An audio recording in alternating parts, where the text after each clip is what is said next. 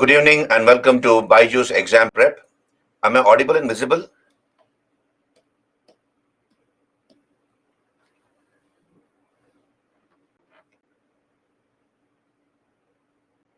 Am I audible and visible?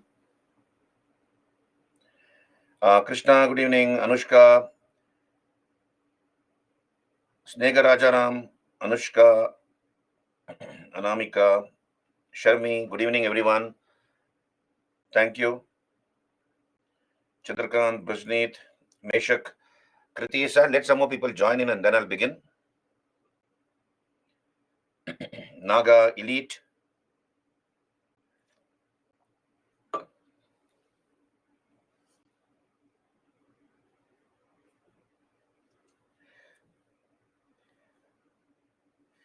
Bhimre, Simran, Bhuvanesh,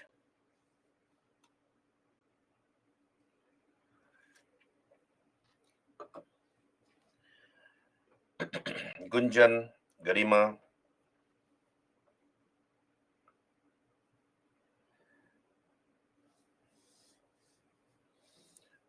Sakshi, yeah.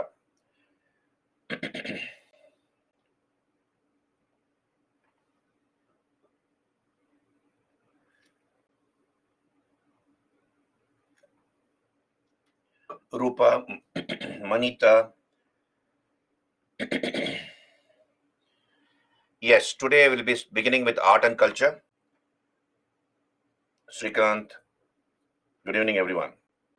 So let's begin today's session. Today is the first day for art and culture. I have been given 10 sessions. So by the 30th of this month, I should finish art and culture. Now, yeah, Sudhanshu, good evening. So let me give you an overview of art and culture. What are the various topics we would be covering? Generally, an overview of art and culture. So, what are the important topics? I have shortlisted important topics after analyzing the last 15, 20 years of papers. And 8 topics are very, very important. 8 topics from the mains point of view, not only the prelims, but also the mains point of view. I will mark those 8 topics later. But then let us understand what all you're going to study as part of art and culture. So, on your screen. So, here, the first topic which I have shortlisted is Indian architecture, Indian art and architecture. So we will be making a survey of 5,000 years of Indian art and architecture. 5,000 years of Indian art and architecture. So what all we study as part of this art and architecture, the first topic, art and I'm not going to follow the sequence of the topics which I have mentioned. I'll be starting with religious movements today, but anyway, let me give you a overview of these topics, art and architecture. So we will be studying 5,000 years of Indian art and architecture. We start our survey from the Indus civilization, the Harappan civilization or the Indus civilization. Indus civilization. The town planning of the Harappans, the town planning, the other aspects of the civilization. So Indus civilization, town planning, society, economy, then script, Harappan script, pottery, small-scale industries, seals. What are seals? Important sites pertaining to the Harappan civilization like Harappa, Mohenjo-daro, Lothal, Chanudaro, etc. But I've already covered this. I've already covered this as part of ancient India. I had also told you that when I've done ancient India, that I'll not be covering the town planning of the Harappans, the Indus civilization, which because I've covered it in a very broad manner when I did ancient India. So anyway, we start our survey from here. Indus civilization, town planning, and the civilization as such, and various aspects of their culture, including the origin of the civilization and the decline, and important aspects of the civilization, including the Sir Perdue method of casting bronze images, the Harappan pottery, which is called black on red ware, the unique town planning of the Harappans, the way they designed their cities. All this is part of your art and architecture topic. Then we jump to the Mauryan civilization. So, sorry, Mauryas. So Mauryan age, rather, Mauryan age. So I will be starting my survey of art and architecture from Mauryan age. So Mauryan age, we see the usage of stone. What is the reason as to why the Mauryas began to use stone in architecture? Before the Mauryas came to power, wood was the medium of architecture. Wood was used. So the Mauryas replaced wood with stone. So what are the reasons as to why the Mauryas began to use stone instead of wood? And the Mauryan art is divided into two parts. Mauryan art is divided into two parts. You have the court art and popular art. Now, what is court art? What is popular art? What all we study as part of court art, I'll tell you later. So, court art and popular art. So, what is the difference between the two, and what are the various aspects of court art? Like, for example, palaces, Mauryan palaces, then stupas. We'll study about stupas, then viharas, right? And pillars, the pillars of Ashoka. This is called court art. Court art is that art which only the government or the king can afford. Common people like you and me cannot afford to build a palace or install a pillar or build a stupa, etc. So only the king or the government of the day could afford it, and that's why it's called court art. Palaces, stupas, viharas, or monasteries, and pillars. The pillars are also called the lords of Ashoka, right? So we'll be discussing all these things. And popular art is where common people like you and me collected donations. They collected money in various denominations, small and big, and then they utilized that money to install a idol or an image or a sculpture. That is called popular art. We'll talk about all those things. So Mauryan age, we have um, Mauryan art divided into court art and popular art, right? Then we come to the post-Maurya period. Post-Maurya period.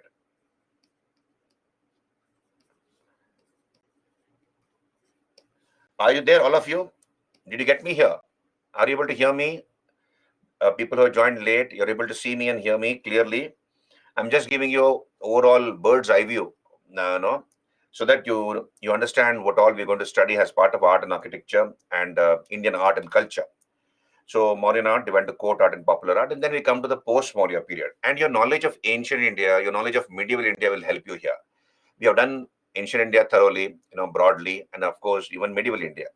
In the post-Maurya period, you remember, post-Maurya period is from 200 BC to 300 AD, isn't it? And during this period, a number of foreign tribes came to India. We have the Great Wall of China, which was completed around this time. And since the wall was built around this time, it was completed, it was difficult for Central Asian tribes to penetrate into China. And they began to look for other areas where they can loot and plunder. So during this period, we have some foreigners coming into India, like the Indo-Greeks. The Indo-Greeks came to India. The Indo-Greeks came. Then we have the Shakas or the Scythians coming. Then the Parthians came. And then the Kushanas came. Kushans, right? Kushanas came. So during this period, what do we study as part of post-Mauryan period? We study three forms of art. We study the Gandhara school of art, Gandhara school of art. So Gandhara art, Mathura art, Mathura school of art, and Amaravati school of art.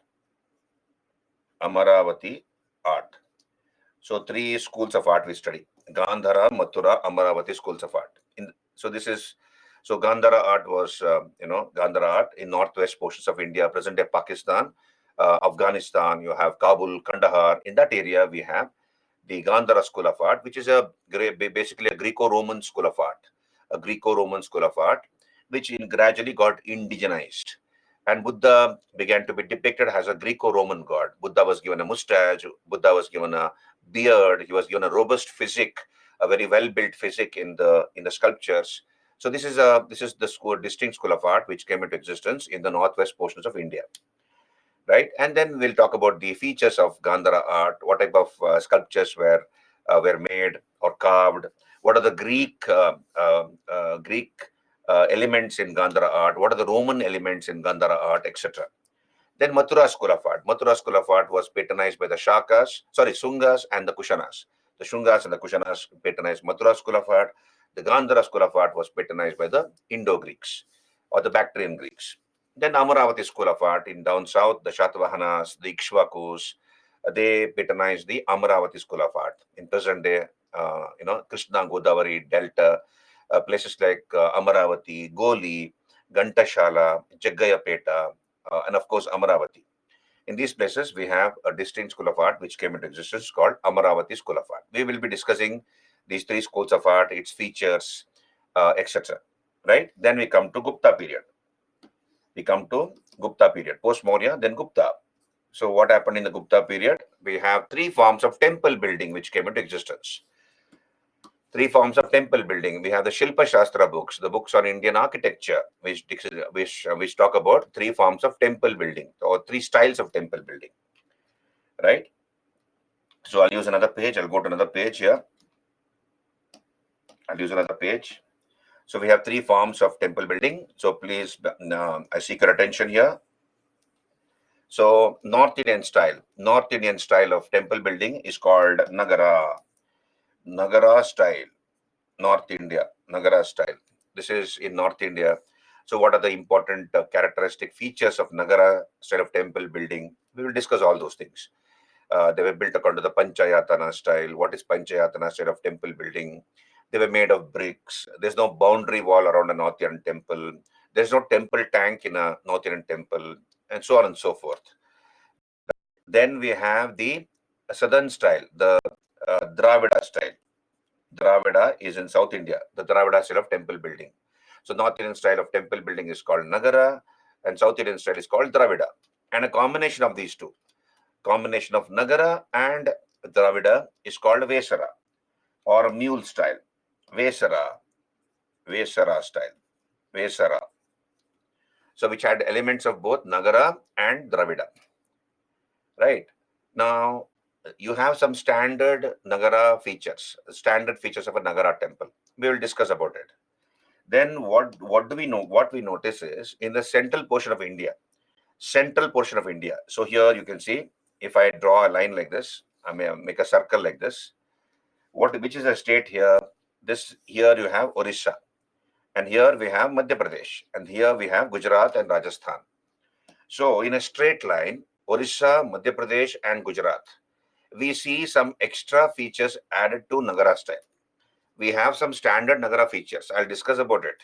Like, for example, I told you in a Nagara temple, in a North Indian style of temple building, you don't have a boundary wall. There's no compound wall or a boundary wall around a temple, generally. Then temples are built of bricks. It has been built on an upraised platform or a jagati.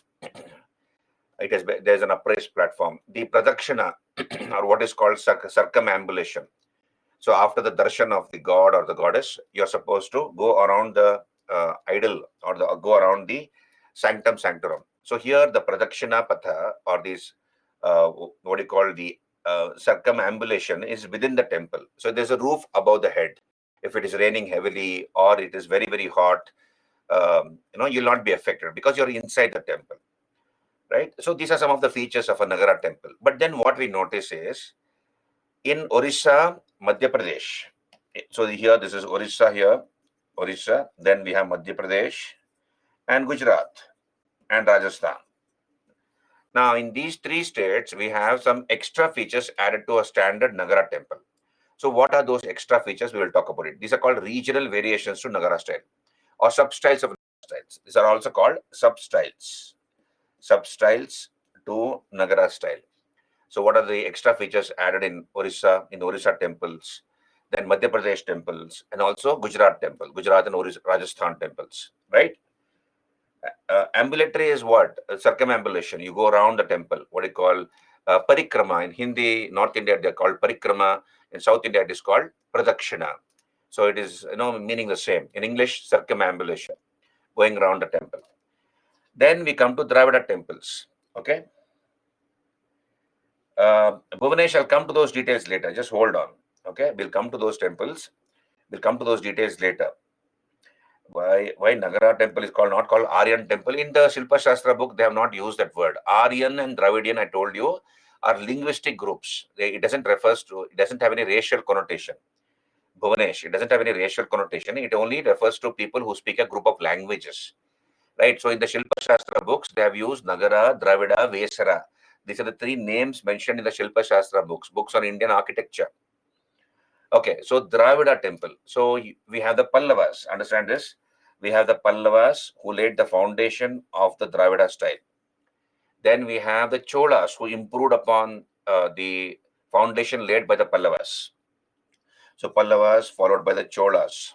And all the features of a Dravida temple are seen in Chola temples.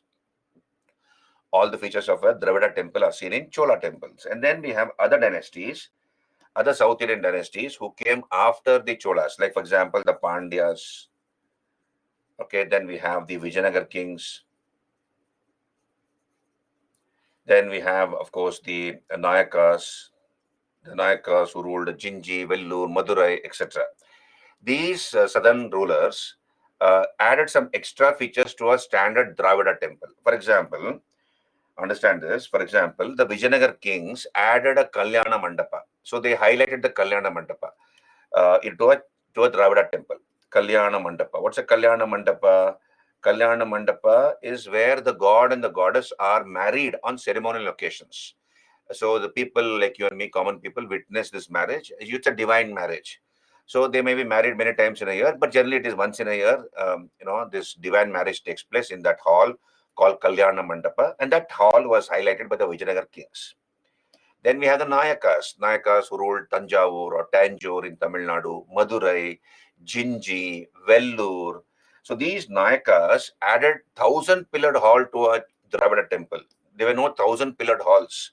So these halls have 1,000 pillars. For example, in the Madurai Meenakshi temple, or Meenakshi Sundareshwara temple at Madurai in Tamil Nadu, we have a 1,000-pillared hall. So 1,000-pillared halls were added to Dravida temples by the Nayaka rulers. So we will talk about the standard Dravida temple, what are the important features of a Dravida temple, and then we will look at the extra elements or extra features added to a Dravida temple by other South Indian rulers. Hello, are you there with me? Did you get me that? So just listen to me like a story. Just understand. I'm giving you a broad picture of art and culture. It's very easy. Nothing to get complicated. Nothing to feel complicated. And don't get scared at all. It is very simple. You just have to understand. It's about understanding, right? So Nagara. Then we have regional variations to Nagara in Orissa, Madhya Pradesh, and Gujarat, Rajasthan. Then I told you Dravida foundation was there by the Pallava rulers. Then we have the Cholas who improved upon that foundation. All the features of a Dravida temple are found in Chola temples. But then we have other South Indian dynasties who added some extra elements or features to a Dravida temple. Vesara style, we come to Vesara style later. So who are the people who introduced the Vesara style? That is, which has elements of both North India and South India. So here the Chalukyas of Badami, we have done that as part of ancient India. You remember the Pallava Chalukya conflict where Harshavardhana was defeated by the Chalukyan king Pulakesi the second. So these are Chalukyas of Badami. They ruled from Badami or Vatapi in the present Bagalkot district of Karnataka. And they ruled over a buffer zone. They ruled over a buffer zone that is somewhere in between North and South India. So therefore, they have borrowed both North Indian and South Indian features in their temple building. So the Vesara style was begun by the Chalukyas of Badami.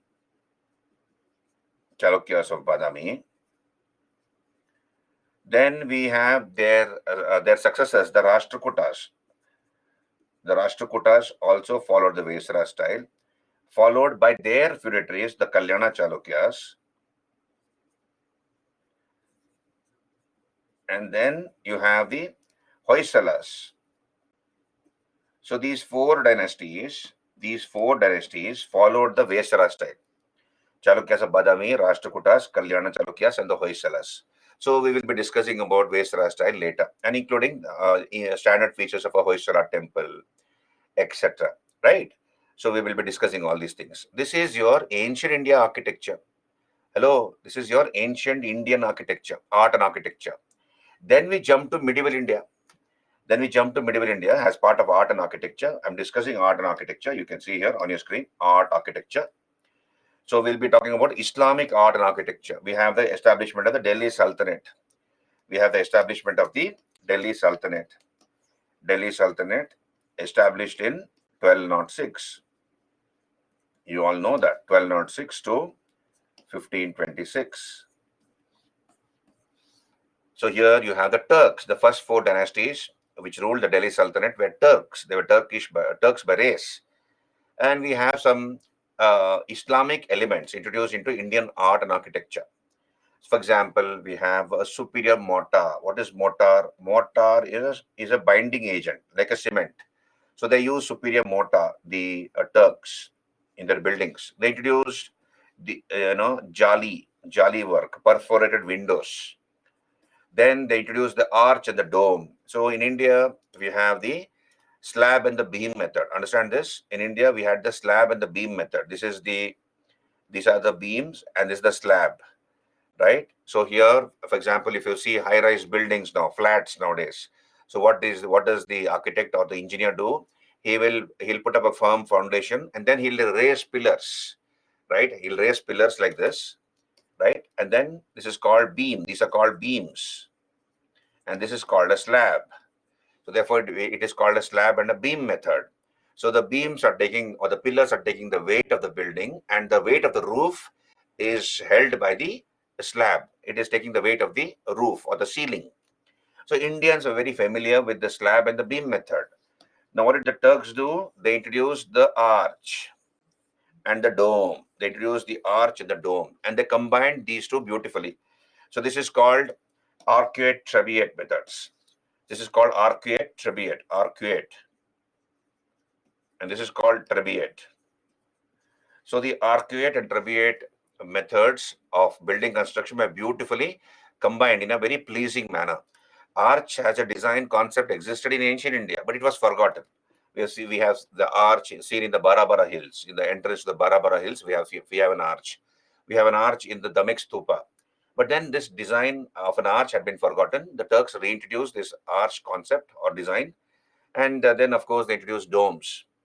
So we will talk about all these things, the slab and the beam method, the trabeate method. So it was beautifully combined. Then in Islam, in Islamic buildings, it is not allowed to depict humans. I'm sorry, humans, animals.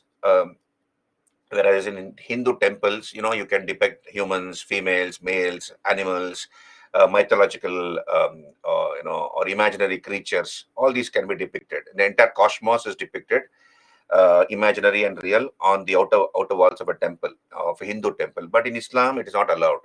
Therefore, they use geometrical designs. They use arabesque. They use pitradura. They use calligraphy. So all these are the new design concepts or elements introduced by the Turks, by the Muslim rulers. So we'll talk about that. Then, of course, the Indo-Islamic architecture, it is divided into three parts. Indo-Islamic architecture is divided into three parts. We have, the first part where we have the first stage is from the 11th to the 14th century, 1100 to the 1400. Then the second stage we have from the 1400 to the coming of the Mughals, that is from till about 1526. And this was the period when the central authority became weak. So we'll talk about all those things. I'll tell you later the different stages through which we talk about in Indo-Islamic architecture. And during the second stage, what we notice is Alauddin Khalji dies in 13. Alauddin Khalji, as you know, ruled from 1296 to 1316. So Alauddin Khalji dies in 1316, and once he died, the central authority became weak. The central government became weak, and in the provinces, we have a number of independent Muslim kingdoms established. Like, for example, you have Muslim rule in Gujarat, in Bengal, in Jaunpur, in Malwa, in Kashmir, then even in the Deccan like Gulbarga, Bijapur, etc. So here we have Muslim rule in all these areas, and we have provincial architecture. In these provinces, we have some new architectural elements, new buildings which were introduced or built in the provinces.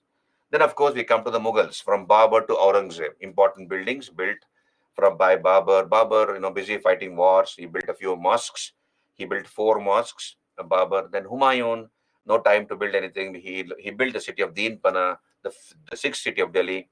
But then he lost the throne to Sher Shah. But then once Humayun died, his tomb was built by one of his wives, Hamida Banu Begum.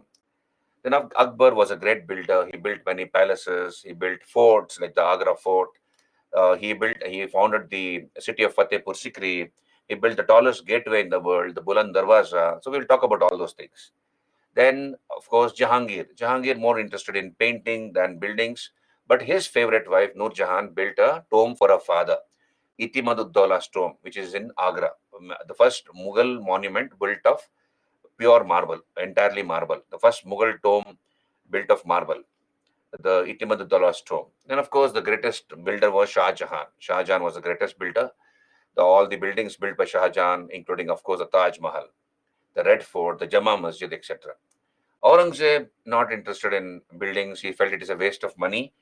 However, he built two mosques. One is the Badshahi Mosque in Lahore, in Pakistan, which he built. And of course, within the Red Fort in Delhi, he built a mosque for his personal prayers. So then, of course, a few buildings were built by the later Mughals, right? And then we come to European architecture, the coming of the Europeans, the Portuguese, the Dutch, the English, the Danes, and the French in that order.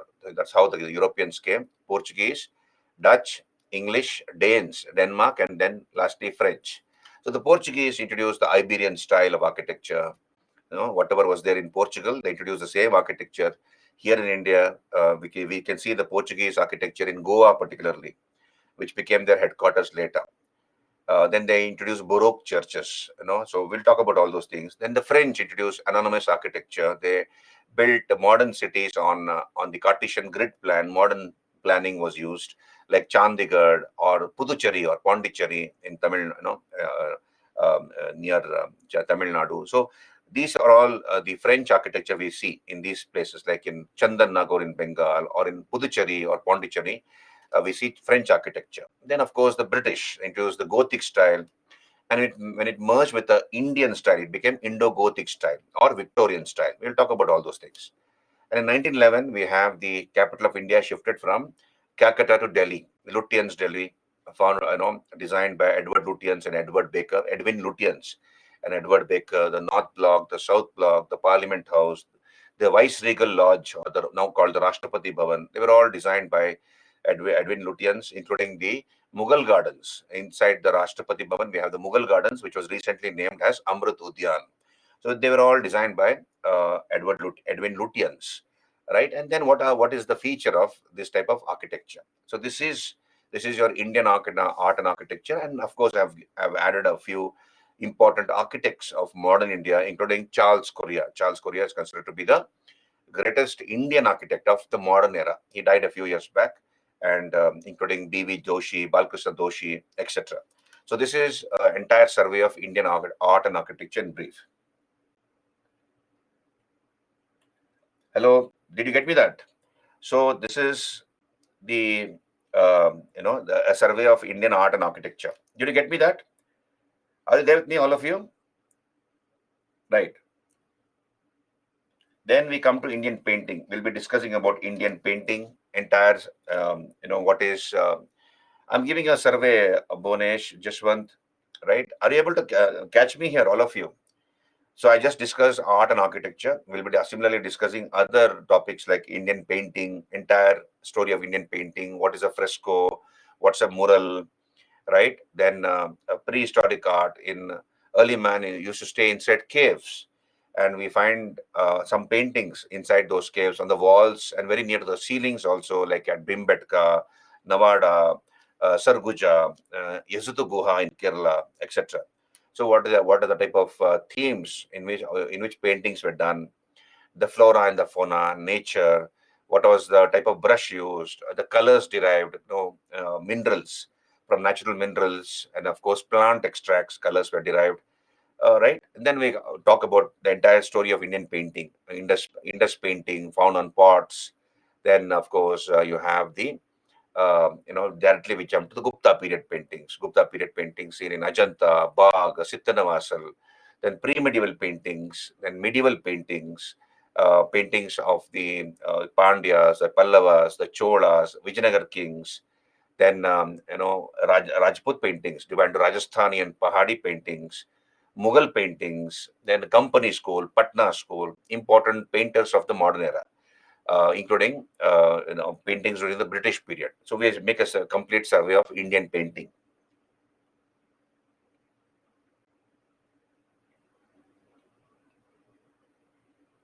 Okay, Then we come to Indian music. So Hari, just hold on. I will answer all your questions when we come to there. Just hold on. Then we have Indian music. Indian music, we'll be discussing all this like Carnatic music, Hindustani music, right? Then the elements of Indian music, anatomy of music like swar, tal, musical instruments, including folk musical instruments, etc. So that is another topic which we'll be discussing. Then we have Indian dance. Indian dance, like classical dances of India. There are 8 classical dances like Bharatanatyam, Odissi, Kathakali, Kuchipudi, Mohiniyattam, etc. Satriya.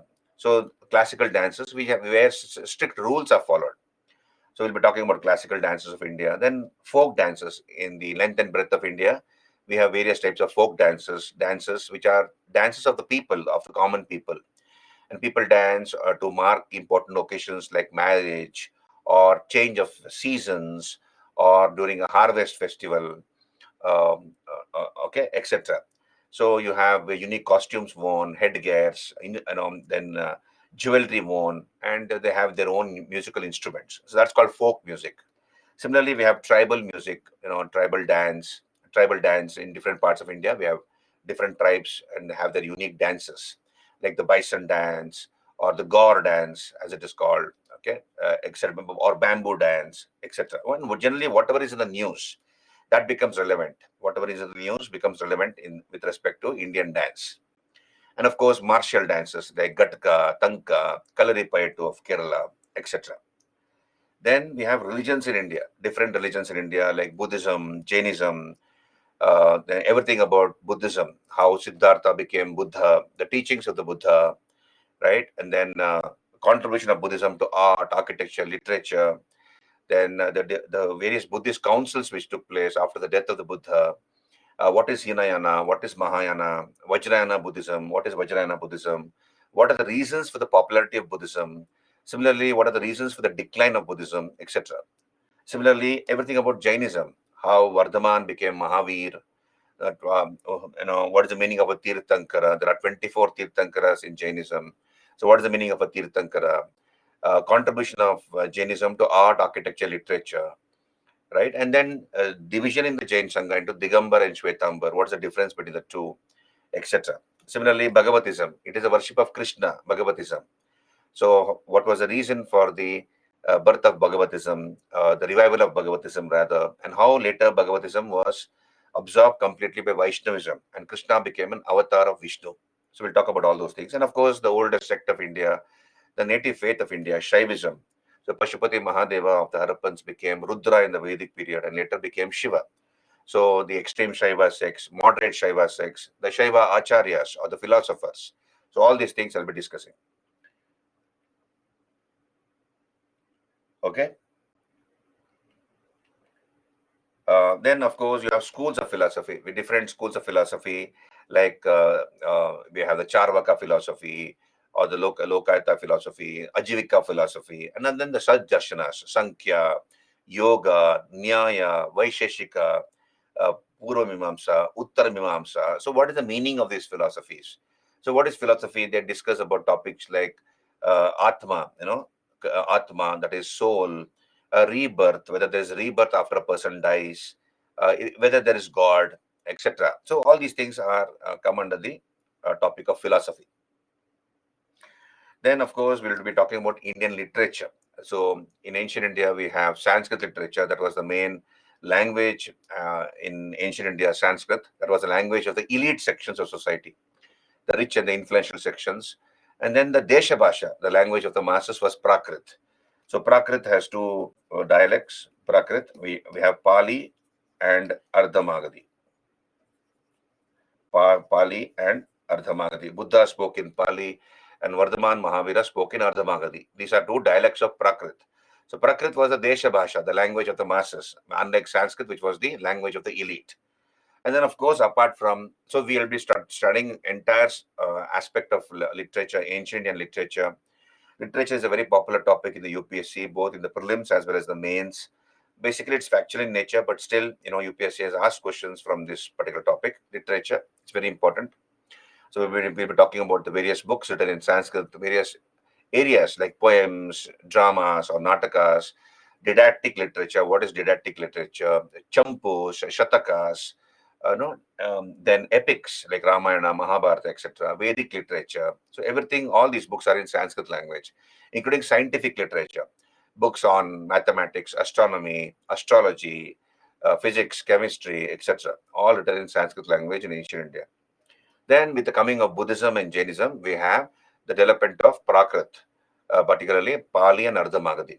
So, the entire Buddhist literature is in two languages. One is in Pali, the Hinayana literature is in Pali, and the Mahayana literature is in Sanskrit. We'll discuss about Buddhist literature, important books written by in Pali, similarly, books written by the Buddhists in Sanskrit language.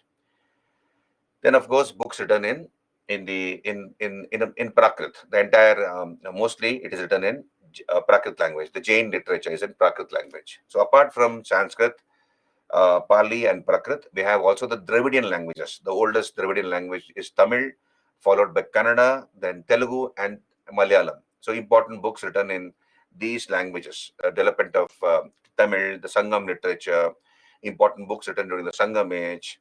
Okay, similarly, the Shaiva, Shaiva saints called Nayanars, 63 Nayanars, who composed devotional literature in Tamil language in praise of Shiva, called Dravida Veda, Tirumurai. So, similarly, the 12 Alvars, Vaishnava saints who wrote Prabandhas in praise of Vishnu. So, all these come under the category of Tamil literature. And there are still more to discuss. We'll talk about it. Similarly, Kannada literature. Important books written in Kannada language from ancient times. Pampa, Panna, Ranna. These are the three Trimurtis or triumvirate of Kannada literature. So development of Kannada literature, development of Telugu literature, including the Ashtadigajas in the court of Krishnadevaraya. And yesterday we have seen this when I did Vijayanagara chapter. I told you they have asked a question about literature during the Vijayanagar period and how Krishnadevaraya was a patron of literature. So this is basically a literature topic. So they asked about Telugu literature. Similarly, they could ask you about Kannada literature next time, or maybe about Tamil literature. We don't know. So therefore, we have to make a survey of all these things. And then medieval literature. When we talk about medieval India, basically we have a number of books written in Persian language. The Delhi Sultans patronized Persian language and literature. Similarly, the Mughals also patronized Persian language and literature. So a number of books on various subjects, histories, so official history, unofficial histories, biographies, autobiographies, encyclopedias, scientific literature. So many books were written in medieval times in Persian language and very few books written in Arabic. So what is the reason as to why Persian was promoted and not Arabic? We'll talk about all those things. Right? Similarly, then we go to another important topic, Bhakti and Sufi movement. So what is this Bhakti movement? How did it begin? Important Bhakti saints of South India and how Bhakti as a movement from South went to the North. Important Bhakti saints of North India. So important Bhakti saints of South India like Shankaracharya, Ramanuja, Madhvacharya and their philosophies. Vallabhacharya. Similarly, North India, Ramananda, Chaitanya Mahaprabhu, Kabir, Mirabai, Tulsidas. Then we have the Maharashtra Bhakti saints like Gnanadev, Eknath, Tukaram, Ramdas, and various books written by these saints. Similarly, we have the people like Kabir, Chaitanya, Dayal of Rajasthan, or Gujarat rather, Dadu Dayal of Gujarat. So all these are important Bhakti saints. And similarly, Sufi movement. What is Sufism? Important Sufi orders like the Chishti order, the Qadri, Naqshbandi, Firdausi, Shattari, etc. So, what is the meaning of Sufism? Who were the various founders of these Sufi orders in India, or rather, who introduced these orders in India? And some terminologies about Sufism and what is their contribution? Contribution of Bhakti and Sufi saints. Are you there with me? Hello, all of you. Right? Then we come to Indian puppetry. Puppetry, what do you study as part of puppetry? Different types of puppet, like rod puppet, glow puppet, then shadow puppet. So different parts of India, we have different types of puppets, string puppets, known by different names. So that is another topic, puppetry. Then we have coins from ancient to modern times, like ancient Indian coins. Like, for example, we have seen this Bactrian Greeks or Indo-Greeks introduced. They were the first to introduce gold coins.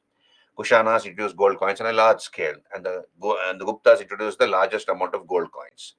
So important coinage of various dynasties from ancient medieval times, Maurya, Indo-Greek, Shaka, Kushana, Gupta, Delhi Sultanate coinage, Mughal coinage, etc. Then science and technology of India down the ages. Science and technology in ancient India, like for example, mathematics, astronomy, physics, chemistry, medicine. So, what was the development of all these subjects in ancient India? Similarly, the status of science and technology in medieval India, right? So, this is what we study. Then we have cultural institutions in India, like Archaeological Survey of India, Lalit Kala Academy, Sahitya Academy, the ICHR, etc. So, their contributions, their all those things, cultural institutions of India. Then calendars in India, like Vikrama Samvat, Shaka Samvat, Hijri era, Gregorian calendar, etc. Then UNESCO, cultural and world heritage sites like Ajanta or Aihole, Patadakal, etc. Then status of women down the ages from ancient times to modern times. So women is an important topic, including SC/ST in UPSC exam. So women, status of women down the sati, dowry, child marriages. How did the women lose their importance in society? All those things. Status of women down the ages. Then tribals of India, various tribals, various aspects of their life and culture. Generally, what is in the news becomes important. For example, if there's an article on the tribes of Andaman Nicobar Islands, like the Sentinelese or the Jaravas, Northeast tribes or tribal dances. So these things become important. Tribals, various tribals of India. Then education down the ages. What was the education in ancient India? The various mutts, or then the Ghatikas or the schools, important education institutions in ancient India, like the Kanchi Ghatikasthana or the Nagavi Ghatikasthana. Then similarly, we have great universities like Vikramashila, Nalanda, etc. So we talk of education down the ages in ancient India. What was the method of education? What are the various subjects taught? Right? Then what was the status of education in medieval times? What happened to education under the Delhi Sultans, under the Mughals? What are the type of subjects taught? What was the status of education? So that is about education, including modern times, before the coming of the before the establishment of the English rule in India. That is during the company rule, during the East India Company. What was the progress of education under the East India Company? And then once the Parliament took over after the Sepoy Mutiny, what was the progress of education in India after 1857? So that's about it. Then we have travelers who came to India from ancient times. Fahian, first Chinese traveler, his observations. Then Hyun Sang, what are his observations? What are the places he visited? What are the various observations he makes? It Singh. Then travelers who came in the medieval times, like Al Masudi, Al Beruni, travelers who came to Vijayanagara, like Ibn Battuta, Domingo Paz, Fernão Nunes, Barbosa. Similarly, travelers who came to the Mughal court, like Manucci, Ralph Fitch, Tavernier, Bernier, and so on and so forth. So, what are the various observations made by these travelers? During whose period they came? What are the observations made by them? All those things. Then society and economy during Mauryan and Gupta period. Then rebellions and revolts. Of course, this comes under modern India, like the Satnami revolt, the Jat revolt, peasant revolts, in from in early British times or in early modern times, the tribal revolts, various tribal revolts, lower caste movements, trade union movements, yeah, all these things as part of modern India. So you'll study about rebellions, revolts. Then leaders with revolutionary impact, like Raja Ram Mohan Roy and his Brahma Samaj, his contributions, Ishwachandra Vidyasagar, his contribution towards women's education, all those things. And important, no, like Jyotiba Phule, Veerasalingam Pantulu, so all these leaders. So apart from this, of course, you have handicrafts. Handicrafts is an important topic, and then be very alert about current affairs, whatever is there in the Indian Express newspaper, along with Indian Express and Hindu. So whatever comes here, you have a UPSC special in Indian Express. So last 1.5 years of that, and now also the Hindu. So whatever magazines, whatever is magazine is given by Byju's, we update that. So that could also be relied upon, apart from your newspaper. information on current affairs, which you keep on updating on a daily basis. So Nitin Singhania's book is the Bible for Art and Culture, led by the latest edition in an art and culture by Nitin Singhania. And we have a 11th standard book on fine art by NCRT. So that should be sufficient, including current affairs. So be very alert about current affairs. So you go through ancient thoroughly, then medieval India thoroughly, right? And then of course, then you read art and culture, and then be aware of your current affairs, and whatever is there in the current affairs that becomes relevant. For example, we have the hill forts of Maharashtra, which has been India's entry into 2023-24 UNESCO World Heritage List. India's entry is that the hill forts of Maharashtra, various forts built by Shivaji and the Marathas. So you make a special study of those hill forts, because it is in the current affairs, like that. Did you understand? So this is your general survey of art and culture, overall survey. Down the ages is from ancient to modern times, Jayashri. Yeah, it is the Islamic calendar, Ankush. Yeah, GI tag also. Whatever product has got a GI tag. Okay, that is also in the news. That is also part of art and culture. 100%, Gunjan. Now, in these whatever topics I've shortlisted, these topics, these 8 topics are very important. So, so please make a special study of these 8 topics from the point of view of mains, not only mains but also prelims, but mostly from the mains point of view, but also prelims. So number 1 is art and architecture. Art and architecture, very important from the mains point of view, from the exam point of view. Art and architecture, painting, Indian painting, then literature. Number 4, dance, music. Number 6, religion and philosophy. Number 7, science and technology, S&T.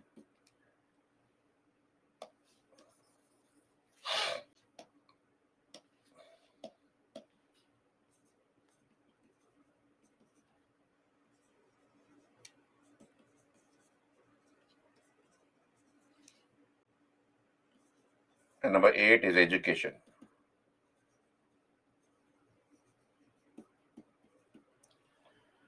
These are the 8 topics, very important. Art, architecture, painting, literature, dance, music, religion and philosophy, science and technology, education. These are the 8 topics. You please read thoroughly. Okay, and the other topics revolve around these topics. Other topics which is there in the list I have given you revolve around these topics, right? Including current affairs. Whatever is there in the current affairs, last 1.5 years, if you're writing the exam this year, then last 1 to 1.5 years of current affairs, art and culture section.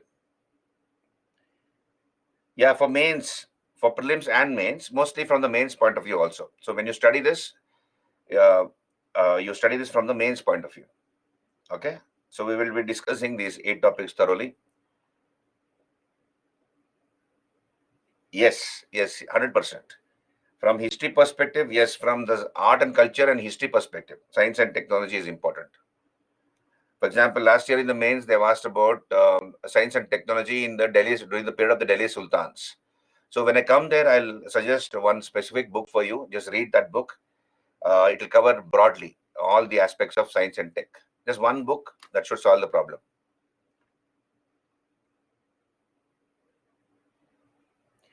Bhuvanesh, you're too young. You're only 16.5 years.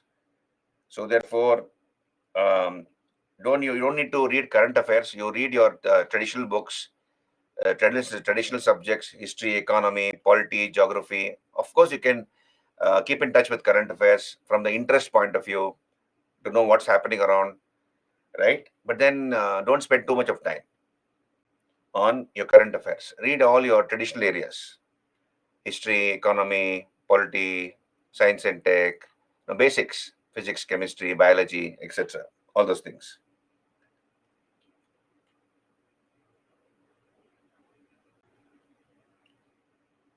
Yeah, these are the important things, Srikant.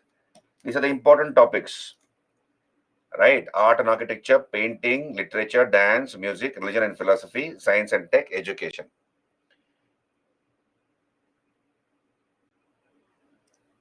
Okay, Ankush. Okay, got it.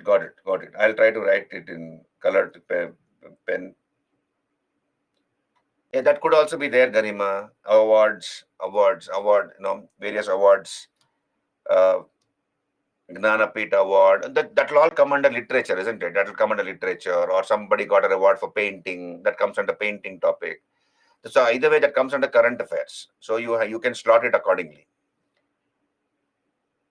The Magsaysay Award, okay, or Academy Awards, different awards.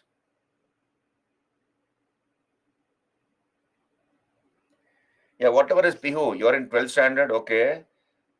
You can read that painting book if it is relevant from the exam point, from the UPSC point of view. Obviously, if you're in NCRT, CBSE school, it will be relevant. You can read that book. Okay, we'll come back here. Are you there with me, all of you? Clear? Pihu, Garima, Bhuvanesh?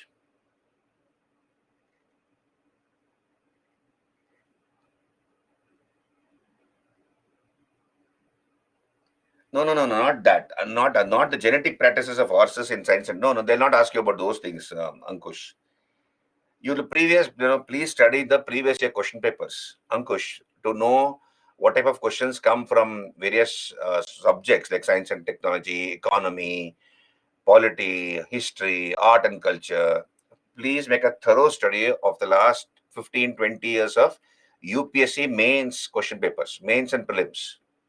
Make a thorough study of that. Then and you already have books in the market where the topics have been segregated, the questions have been segregated topic wise. So for example, dance, Indian dance, what all the questions have come from Indian dance topic in the mains. Similarly, painting, what are the various questions asked by UPSC from the painting topic. Similarly, art and architecture, literature, like that. Okay, did you understand? So can we start the first topic? Let's move on.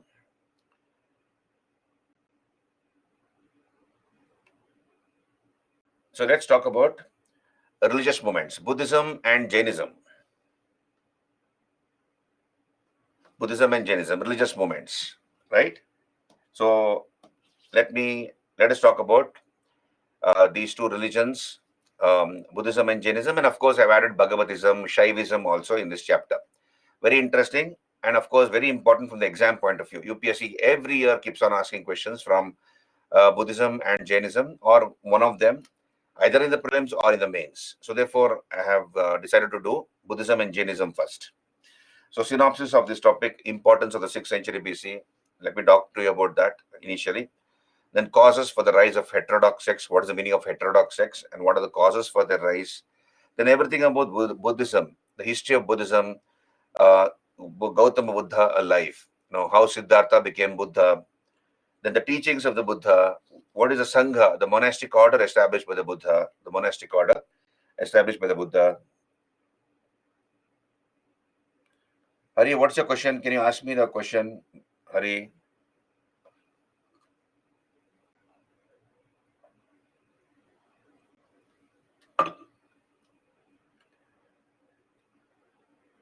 Then various Buddhist councils which took place. What is Hari's question?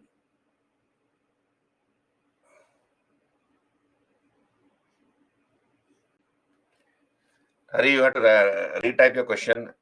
Okay, Buddhist councils, various meetings or councils took place after the death of the Buddha. So we'll discuss about these councils, where it took place, what are the results of these councils. Then what is Hinayana, Mahayana? What are the differences between Hinayana and Mahayana? The two major divisions within the Buddhist Sangha. So what is Hinayana, Mahayana? Then Vajrayana Buddhism. What is Vajrayana Buddhism? The spread of Buddhism, the reasons for the popularity of Buddhism, then causes for the decline of Buddhism, then the Ashtamahasthanas. What is Ashtamahasthanas? 8 holy places. 8 holy places connected with Buddhism. So which the Buddhists consider as holy. So why do they consider them as holy? We'll talk about it. Then the questions which have appeared from this topic in the prelims as well as mains.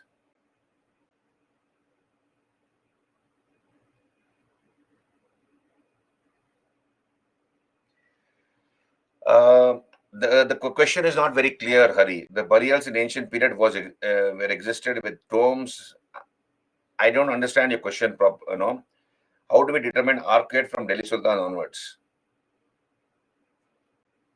No, that is a arch and the dome. Arch and the dome. What has that connection? What has the arch or the dome got to do with your question? Burials of ancient India. I did not understand. What is the connection, Hari? So please frame your question properly because I'm not able to understand.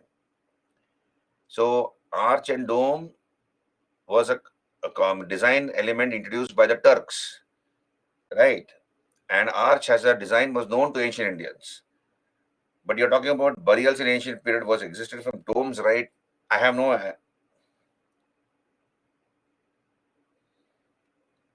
No. Tomb structure was existed already before ancient times. No. I don't see. You have a burial grave. A grave was there, right? When a person was buried, you have a burial mound. That's called a burial mound, right? So burial mound existed, and later day the stupa concept is from there. It is supposed to be an extension of the Vedic burial mound, right? So if you are saying a tomb existed, no, I would not agree with you. There's no tomb in ancient times. If you're talking about a Muslim tomb as such, a burial grave existed, not a tomb.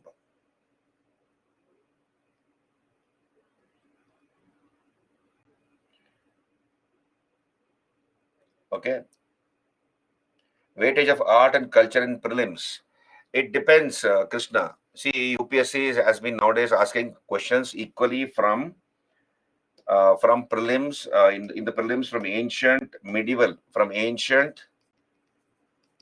medieval, then modern, art and architecture. So earlier, what was the case? Earlier, more number of questions used to be asked from modern India. Now they are asking equal number of questions from art and architecture, ancient, some questions from medieval, and then also some questions from modern.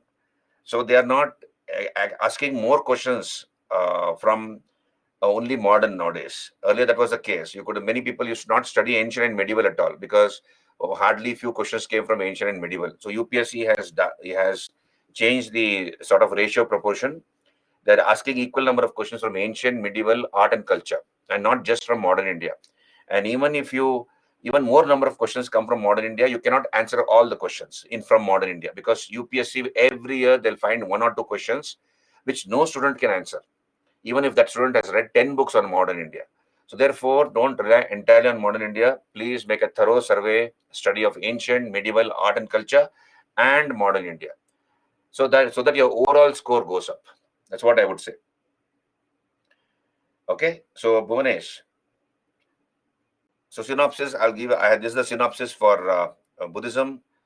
Then of course we'll be discussing about Buddhist councils, differences between Hinayana, Mahayana, etc. So I've told you this. So let us start this first topic, Buddhism.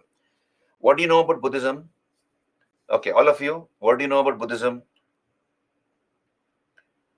And 6th century BC, but basically about Buddhism, I'm sure all of you know quite a lot about Lord Buddha.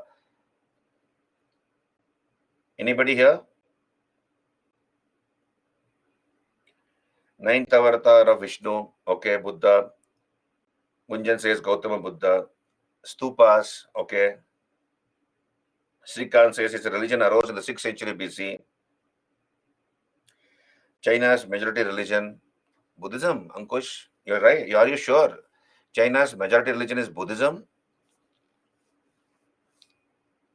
I have my doubts. Then Buddhist councils emerges due to Varna system. Okay, Krishna. Okay, his name Siddhartha Gautam. Okay. Preachings of Buddha followed by us. Bodha Gaya, Ashtangika Marga. He died in Kushinagar, according to Bhuvanesh. Okay, very good. Okay, under Bodhi tree, he got Kaivalya, according to Brajneet. Very good.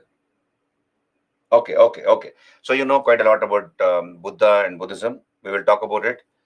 Now, UPSC, I told you, keeps on asking questions from this area. Buddhism, please understand, Buddhism as a topic is a research paper in many of the universities. So it's a research paper. And Buddhist studies is a very, very deep topic. Buddhist studies. Buddhist studies is a research paper in many universities, and it's a very, very deep topic. Because we have various types of Buddhism in various parts of the world. And Buddhism, though born in India, became a world religion. So we have various forms of Buddhism, various practices within Buddhism. So therefore, it's a very, very deep subject. So where do we stop? Where do we stop? What is our reference point? Our reference point from the UPSC point of view is the questions asked by the UPSC. Look at the questions asked by the UPSC in the prelims as well as mains. And if you are able to answer almost all those questions, 99% of those questions, then you are going in the right track. And you stop your study there, because you cannot go beyond that. As I told you, it's a research paper. It's very, very deep as a subject. So having said that, let me begin this topic called Buddhism. So importance of the 6th century BC, 600 BC. Importance of 600 BC. Now understand this. The 6th century BC is considered to be a revolution. 600 BC is considered to be a revolution in the realm of thought and ideas, in the field of, or in the realm of thought and ideas. Thought and ideas. For a number of religions and philosophies were founded, not only in India, but throughout the world. I repeat, 6th century BC is considered to be a revolution in the field of religion and in the field of thoughts and ideas. A number of religions and philosophies were founded. Number of religions and philosophies were founded not only in India, but throughout the world. For example, you see here on your screen, we have in China, Confucius, who founded Confucianism. Now, you don't get confused here. Confucius founded Confucianism. So this, and you don't need to know anything about Confucianism. What are the teachings of Confucius? You don't need to know that. But in the 6th century BC in China, around the same time, Confucius founded a religion or a sect called Confucianism. And Tao founded Taoism. So Confucius founded Confucianism. And Tao founded Taoism, both in China. Right? Similarly, we have Shintoism, which was founded in Japan. Around the same time, Shintoism was founded in Japan. Then we have in ancient Iran, Persia or Iran, we have Zoroaster, who founded Zoroastrianism. So Zoroastrianism was founded by Zarathustra or Zoroaster. And then we have the Greek philosophers who operated around the same time, Plato, Socrates, Aristotle. Socrates, Plato, Aristotle. And they gave their philosophies. So these are all developments which happened in the 6th century BC in other parts of the world. Confucius and Tao founding Confucianism and Taoism in China. Shintoism was founded in Japan. Zoroaster founded Zoroastrianism in Persia or Iran. And we have the ancient Greek philosophers such as Socrates, Plato, and Aristotle who gave their philosophies. Now, what was happening in India around this time? There were, in India, 62 sects. In India, there were 62 sects in the 6th century BC, and most of these sects were Gnostic. What is Gnostic? They did not believe in the existence of God. They were all Gnostic. The 62 sects, most of them. Gnostic means did not believe in God. They did not believe in the idea of God.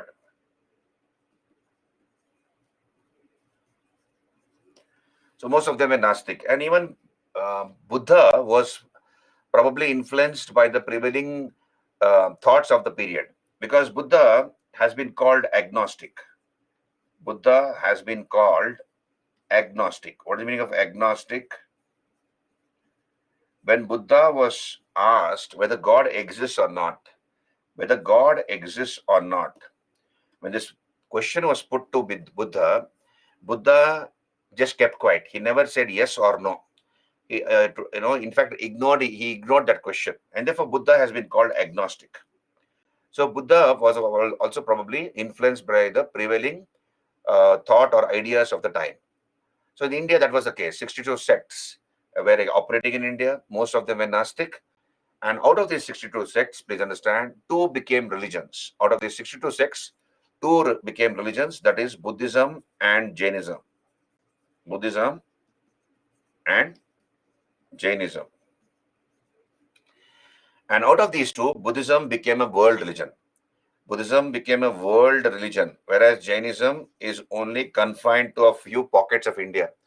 Jainism never went out of India. It is only confined to a few pockets of India, right? Whereas Buddhism became a world religion. In fact, Buddhism is more popular outside India than within India. So this is the introduction to this topic. Did you understand? Importance of the 6th century BC. 62 sects. Sects are, what you call panth. They're not religion. A sect is a small group of people who have some common belief systems. They believe, or they have certain rituals. So they believe in those rituals, beliefs, traditions, etc. They follow that. That they are called sects, right? And out of these 62 sects, two became religions and one a world religion. Gunjan, atheist is that atheism is what? You don't believe in the existence of God. So 62 sects, most of them were atheistic in nature. They did not believe in the existence of God.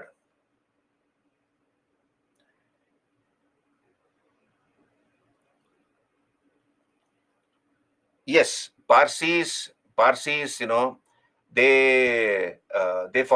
worship the fire. And Jews, they follow Judaism. Jews follow Judaism, whereas Parsis, they worship the fire. They're separate religions, definitely.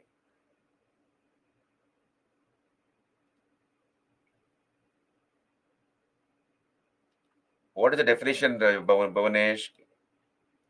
So I told you that in 6th century BC, 6th century BC is considered a revolution in the field of religion and ideas, in what you call thoughts and ideas, because throughout the world, a number of religions and philosophies were founded.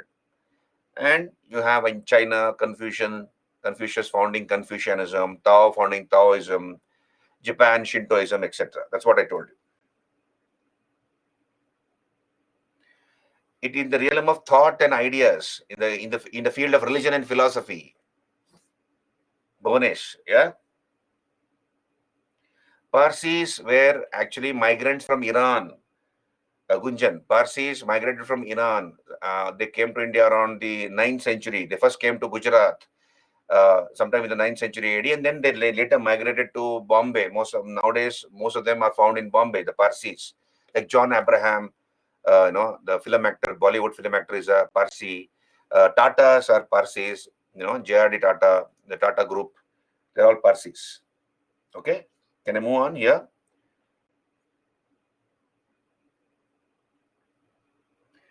In this period, no.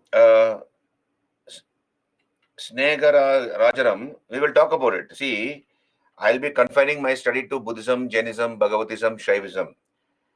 When you pick up Nitin Singhania, please make it a point to read these religions also. Go through Islam. So I might give you a handout on Islam. So go through talk about, understand about Islam. Go through about Christianity, okay, or Judaism or Parsi religion. So whatever religions are existing in India, you might make us brief study of that, right? Because of constraint of time, I will not be able to discuss every religion. I'm discussing the most important, like Buddhism, Jainism, Bhagavatism, Shaivism, right? And when you read Nitin Singhania, you please go through Islam, Christianity in India, Islam in India, etc. Persia is the old name of Iran. Amanpreet, Persia is the old name of Iran. Now we call it as Iran. Those days it was called Persia.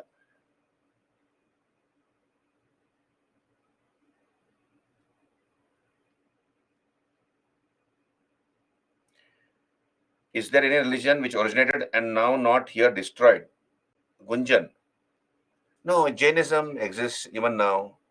Jainism has not got destroyed. Buddhism lost its popularity, but Jainism continues to exist even in India, even now. Though it arose in the 6th century BC, it exists now. Buddhism also exists. We have different forms of Buddhism. Like Shaivism is considered to be the oldest sect of India, the native faith of India. So that exists even now. The Vedic religion, or Brahminical religion, which is now called Hinduism, even now exists. So there are so many religions existing, Gunjan. That's why, along with the Chinese civilization, the Indian civilization is considered to be a continuous block of 5,000 years. We are following many of the traditions and practices from the last 5,000 years continuously. Jews, you have the Bene Jews, just one. Bene Jews, you have a small sect who came to India during the modern era, during the World War times, when Hitler was persecuting the Jews. Some of them escaped from Germany, they came to India, many of the Jews. They're called Bene Jews. You have a minority community existing in Bombay and in some parts of India.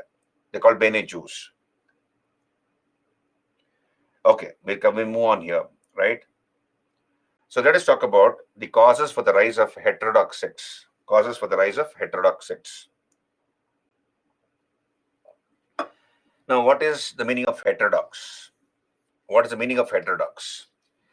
That is, heterodox means those which opposed the existing order. Those which oppose the existing order or belief system or belief systems.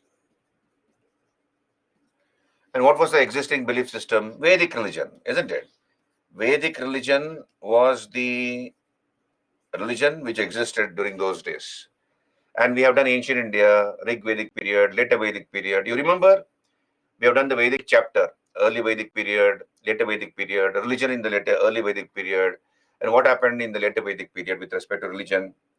Okay, so here, causes for the rise of heterodox sects. That is, heterodox means those which oppose the existing belief systems. So Buddhism and Jainism are called heterodox sects. Buddhism, Jainism, Ajivika sect, Charvaka sect, they all oppose the existing belief system. Did you understand, Srikant? So Buddhism, Jainism,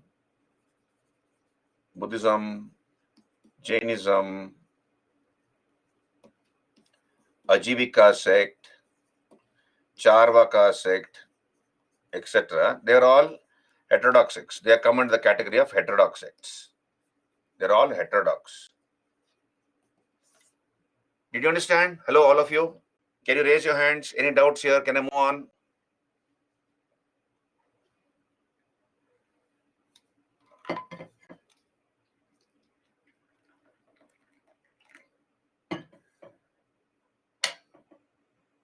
Hinduism is a way of life. Arun, we'll come to that. Just hold on. Hinduism is a way of life. It's not. It is also a religion, but also is a way, more of a way of life.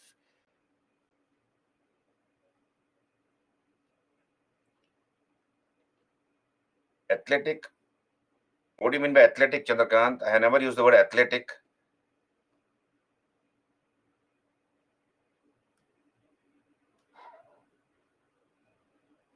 Agnostic is, I told you, Chandrakant, agnostic is Buddha never gave a concrete statement as regards the presence or absence of God. When Buddha was asked this question, whether God exists or not, okay, when Buddha was asked whether God exists or not, Buddha did not answer that question. He neither said God exists, neither did he deny the existence of God. He kept quiet. He did not say God is there or not there. He ignored that question. And therefore, Buddha has been called agnostic. Chandrakant, are you clear with that?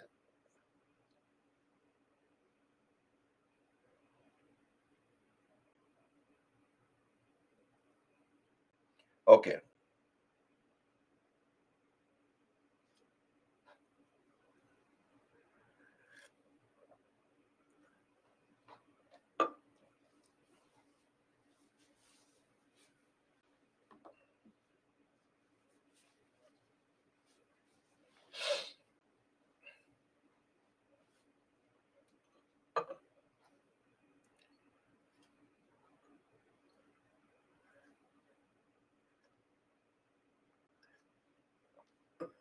I would say Ankush is asking which is the oldest religion. Oldest religion, I would say um, I would say the Vedic religion or Brahminical religion or what we call Hindu religion. That should be the oldest, I suppose, right? Um, Newest religion, I'm not very sure. Newest religion, I'm not very sure, Ankush. But let me move on. A lot of things to cover. We'll come back here. So let us talk about the causes for the rise of heterodox sects. That is, causes for the rise of Buddhism, Jainism, and other heterodox sects like Ajivika sect, Charvaka sect, etc. So first of all, look here on your screen. Vedic religion had become costly, complex, and unintelligible. The Vedic religion had become costly, complex, and unintelligible. Now I go back to the Vedic chapter. You remember the Vedic period? We have discussed this Vedic period 1500 to 600 BC, divided into early Vedic period and later Vedic period, right? So here in the later Vedic period, what was the religion like? What happened to the religion in the later Vedic period? It had become costly, complex, and unintelligible. You can see here, it had become costly. The Vedic religion had become costly, complex, and unintelligible. What is the meaning of that? Costly, complex, and unintelligible.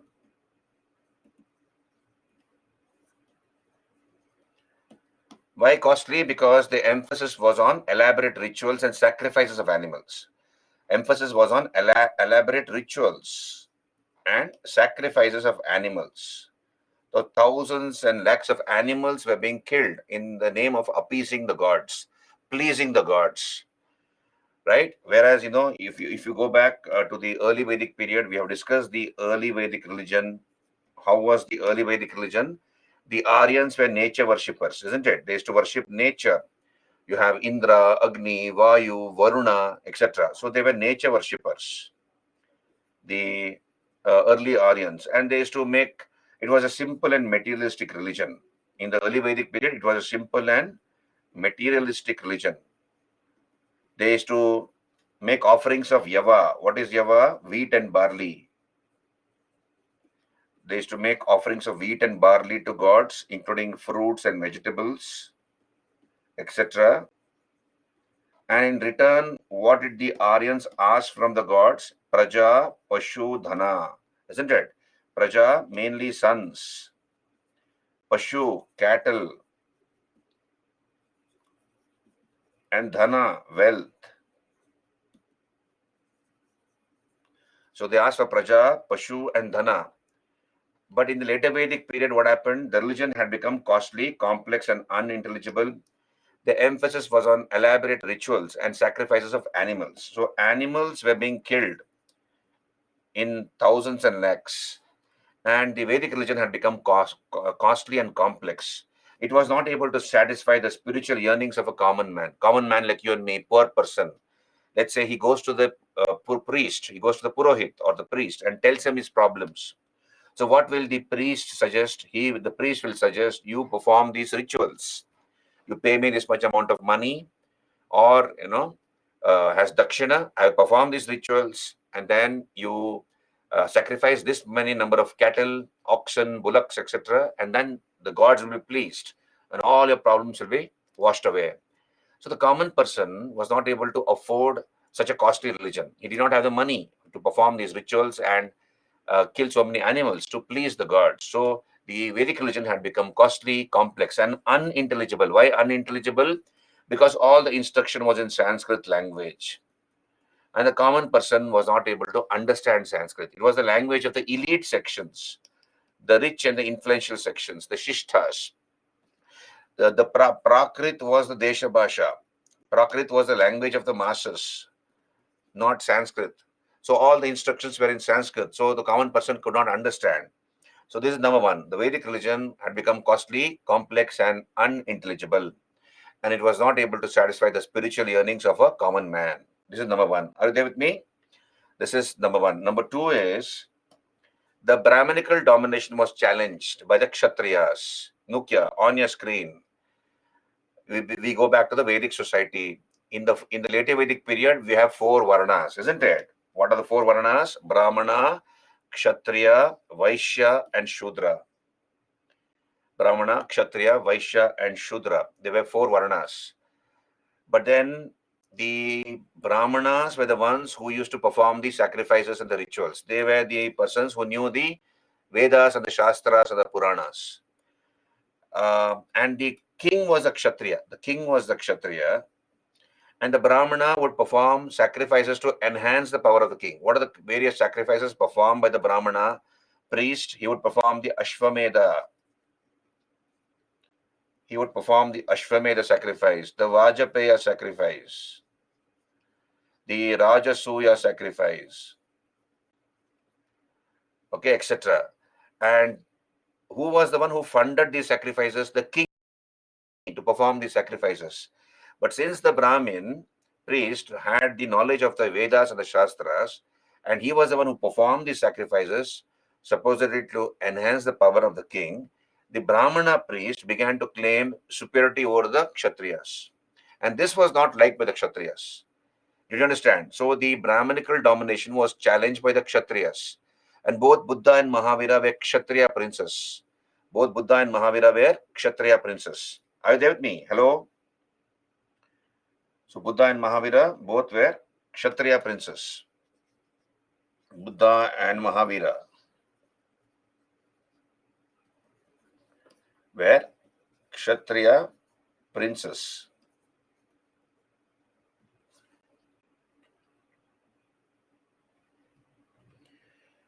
Okay, right.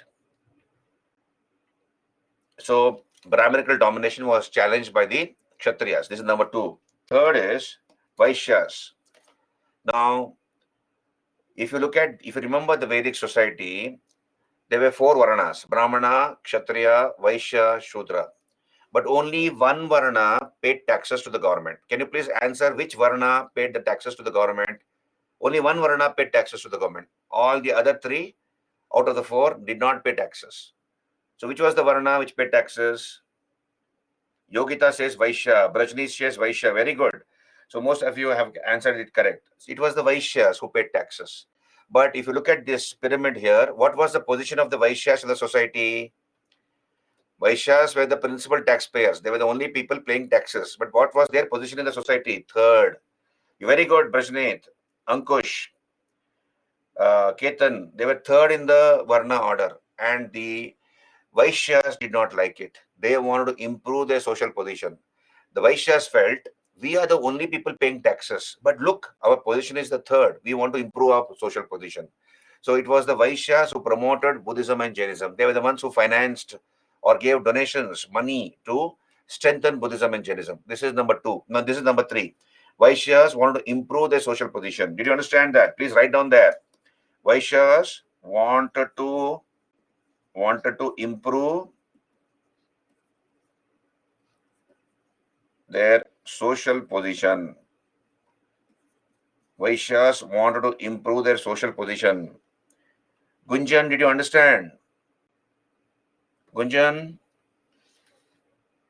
you're talking about barter system. Just focus on the class. I have discussed about all these things when I did Vedic period. Why are you asking me about barter system now? When I'm doing religions. Okay, Gunjan, focus on what I'm doing, please. Right? Later you can ask me separately, whatever doubts you have. Right? But then stick to the topic. Doubts relevant to the topic. Okay, this is number 3. Number 4. Let me ask you a question. Let us make it interactive. What was the main occupation of the Vedic Aryans in the later Vedic period? In the later Vedic period, what was the main occupation of the Aryans? What was the main occupation of the Aryans in the later Vedic period? Agriculture. Very good. Srikant, Bhimare, Krishna. Everybody's answered correctly. Brajneet, not cow. Agriculture. Agriculture was the main occupation. Very good. Now look here. Agriculture was the main occupation in the later Vedic period. Later Vedic period, agriculture was the main occupation. Very good. Now,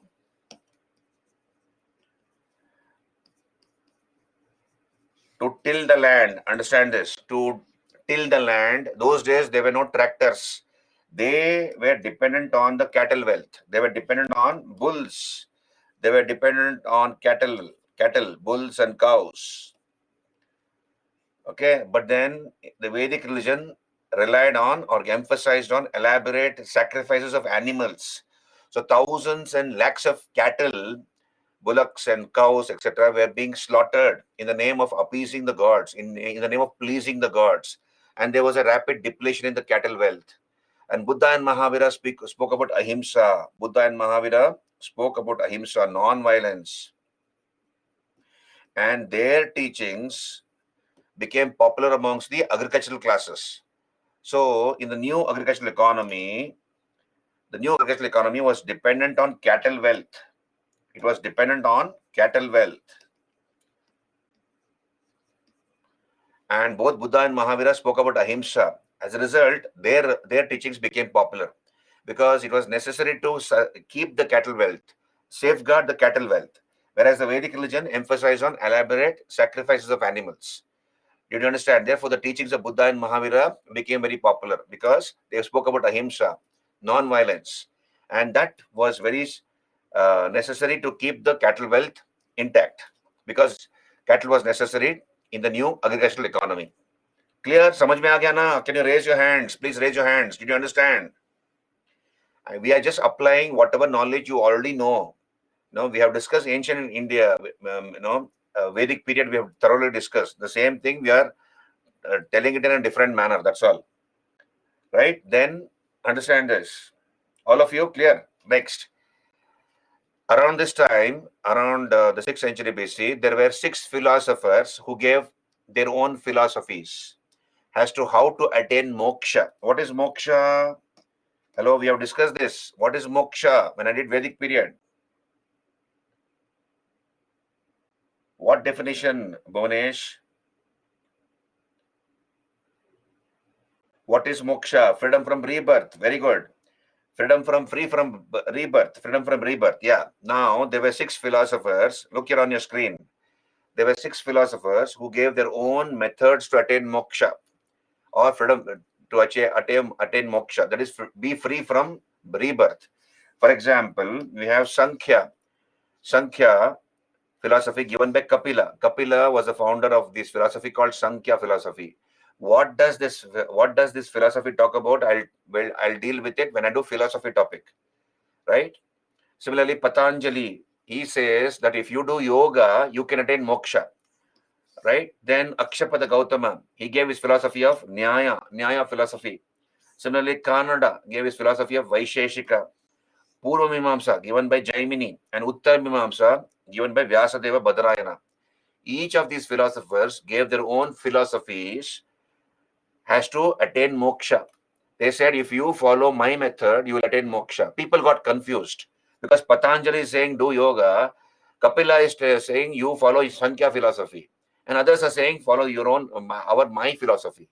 People got confused, right? And here comes Buddha and Mahavira, who spoke in a very simple language. Buddha spoke in Pali. Buddha spoke in Pali, and Mahavira spoke in Ardhamagadi. These are dialects of Prakrit.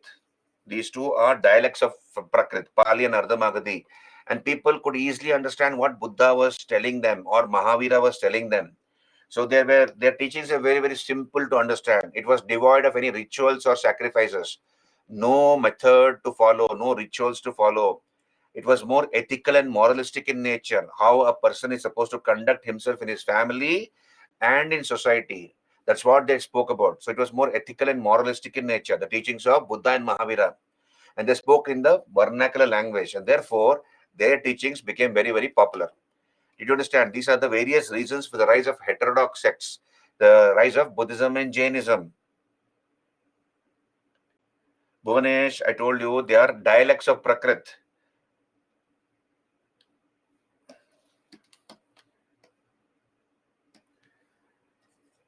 Prakrit has 2 dialects, Pali and Ardhamagadi. These are 2 forms of Prakrit. Bhuvanesh, did you get me? Gary, my last point is that I told you Buddha spoke in Pali, Mahavira spoke in Ardhamagadi, and their teachings were very, very simple, easy to follow. It was more ethical and moralistic in nature. The teachings of Buddha and Mahavira were more ethical and moralistic. They spoke about ethics and morals. They did not speak about any rituals or sacrifices.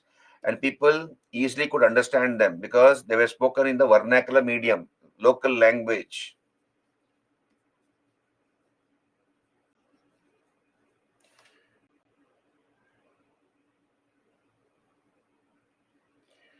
Yes, did you understand? So that is called Ardhamagadi. Prakrit has two dialects, Pali and Ardhamagadi. Clear? Are you there with me? These are the various reasons for the rise of heterodox sects. Probably Ankush, probably generated from Magadhi language. Anchal, that is a dialect of Prakrit, Ardhamagadi. Probably derived from Magadhi language, from the region of Magadha. Can you please raise your hands? Did you understand? Can I move on?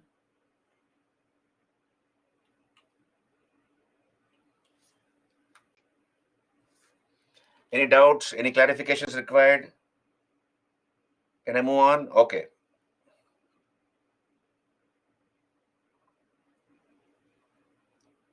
Okay, now let us talk about Buddha, Lord Buddha. This is Lord Buddha's picture. In this sculpture, he is sitting in the Dharma Chakra Pravartana Mudra. So Buddha is sitting in this posture, Dharma Chakra Pravartana Mudra. That is called Dharma Chakra Pravartana Mudra. So he sat like this when he gave his first sermon, first discourse. So don't worry about it. We'll talk about it. Now, Gautama Buddha, let me tell you the story. Now, please understand, this is whatever story I'm going to tell you now is relevant from the exam point of view. Okay, I'm not trying to waste time here. I have no intention to waste time because I have limited time to finish the syllabus. And whatever time has been given to me is sufficient. But once you hear the story of the Buddha, you will be able to answer almost all the questions asked by the UPSC in the prelims. And they have asked about more than 15 questions in the prelims from last many years from prelims. Buddhism is a very popular topic. So from the story of the Buddha, which you will hear now, you should be able to answer all those questions. That's what I hope and pray. Now let's start this topic called Gautama Buddha. So Gautama Buddha, this is the most popular version of his reign period, 563 to 483 BC. So he lived for 80 years. He's supposed to have lived for 80 years on this earth. And this is the most acceptable time period of the Buddha, 563 to 483 BC. Now understand this. Probably, yeah, this probably belongs to the Gandhara school. Now look here. Whatever has we rely to study the history of Lord Buddha, we rely on hagiography and the allegorical stories connected with the life of the Buddha. What is hagiography? Hagiography means religious biography. Hagiography means religious biography. And allegory means what? Mystery stories. Mystery stories connected with the life of the Buddha, connected with Buddha. So hagiography means religious biography and allegory means mystery stories. Hello, are you there with me?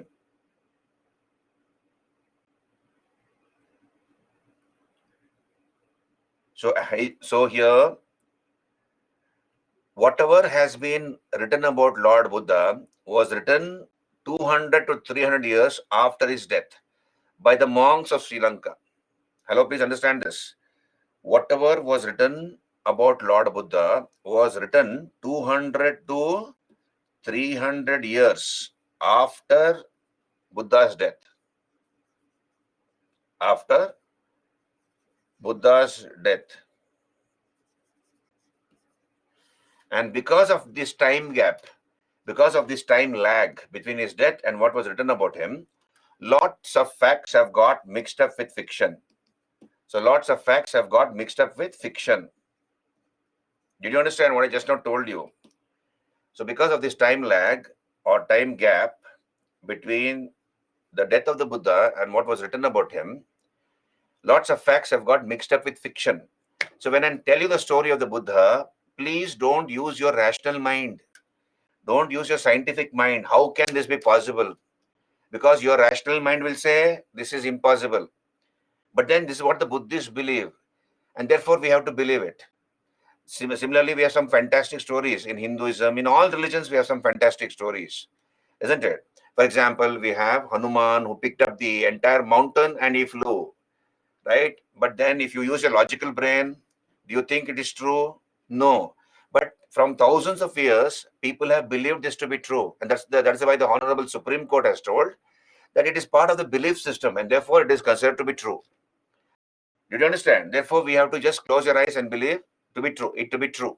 So don't use your rational brain, scientific minds to question whatever the Buddhists believe to be true. So that's what, having said that, let me begin. We'll come back here. So there are three main sources. There are three main sources for the study of Buddhism. There are three main sources for the study of Buddhism. We have the Ceylonese Chronicles. What is the Ceylonese Chronicles? Just hold on, I'll rub this. Okay, I'll write it here only. So what are the Ceylonese Chronicles? Ceylonese Chronicles are as follows on your screen. Ceylonese Chronicles, the books of Sri Lanka. So what are the Ceylonese Chronicles? Ceylonese Chronicles, the books of Sri Lanka.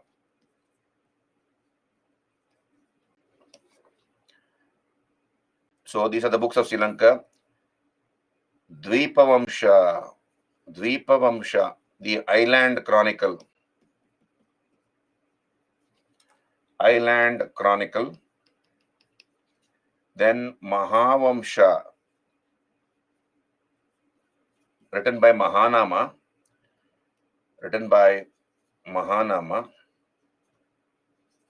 So Mahavamsha is called Great Chronicle. Great Chronicle. And Attakatha. So Dvipavamsha, Mahavamsha, then Attakatha by a person called Vattagamani. So these are the Ceylonese Chronicles, the books of Sri Lanka.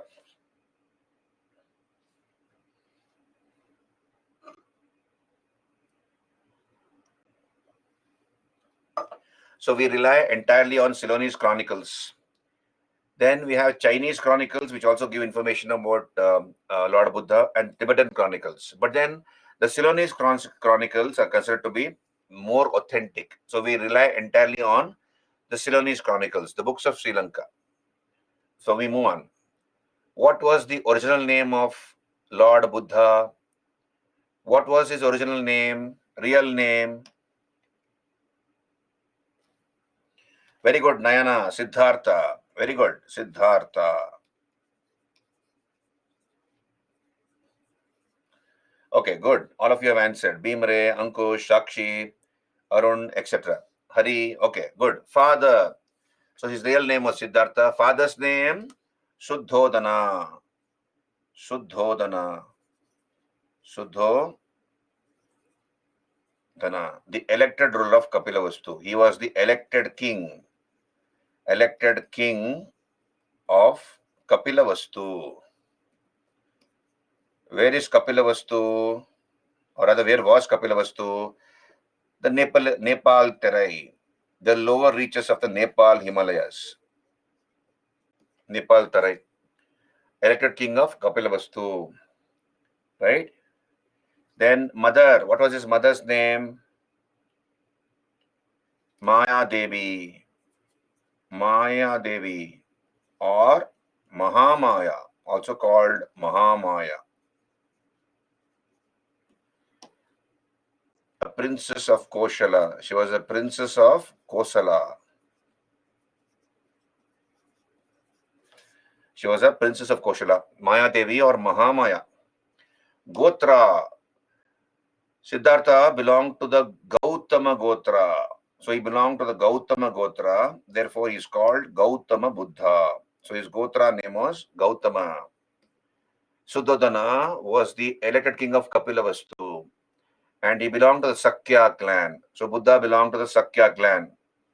His father belonged to the Sakya clan, so he belonged to the Sakya clan, which was basically a Kshatriya clan. Kshatriya clan, Sakya clan, which was basically a Kshatriya clan. Right? And therefore, Buddha has been called Sakya Muni. Sakya Muni because he belongs to the Sakya clan. Right? So let me tell you the story of the Buddha. And again, I remind you, don't use your rational brains. Okay? Don't use your rational brains. Now, let me start. The story goes like this. The story goes like this. The couple, that is Suddhodana and Mahamaya, the royal couple, did not have any children. Suddhodana and Mahamaya did not have any children for a long time. And one night, and they were longing for a child. They wanted to have a child of their own. So one night, I believe, Mahamaya, while she was sleeping, she experienced a beautiful dream. In this dream, she saw a white elephant. You can see on the on the screen the picture of a white elephant, and this elephant had 4 tusks. So I did not find a picture with an elephant with 4 tusks. I found with 6 tusks, but then this was a 4-tusked elephant. An elephant with 4 tusks. Okay, so an elephant with 4 tusks. It was a white elephant.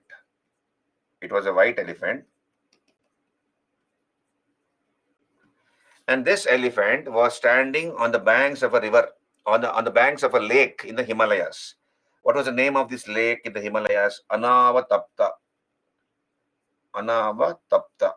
Name of this lake in the Himalayas.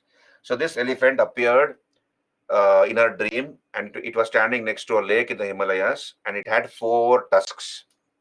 And this elephant handed a lotus flower to Mahamaya. Right? And Mahamaya received that lotus flower from the elephant, and the elephant disappeared. The dream was over. And then she was awakened, and she realized this was a dream, and this was such a beautiful dream.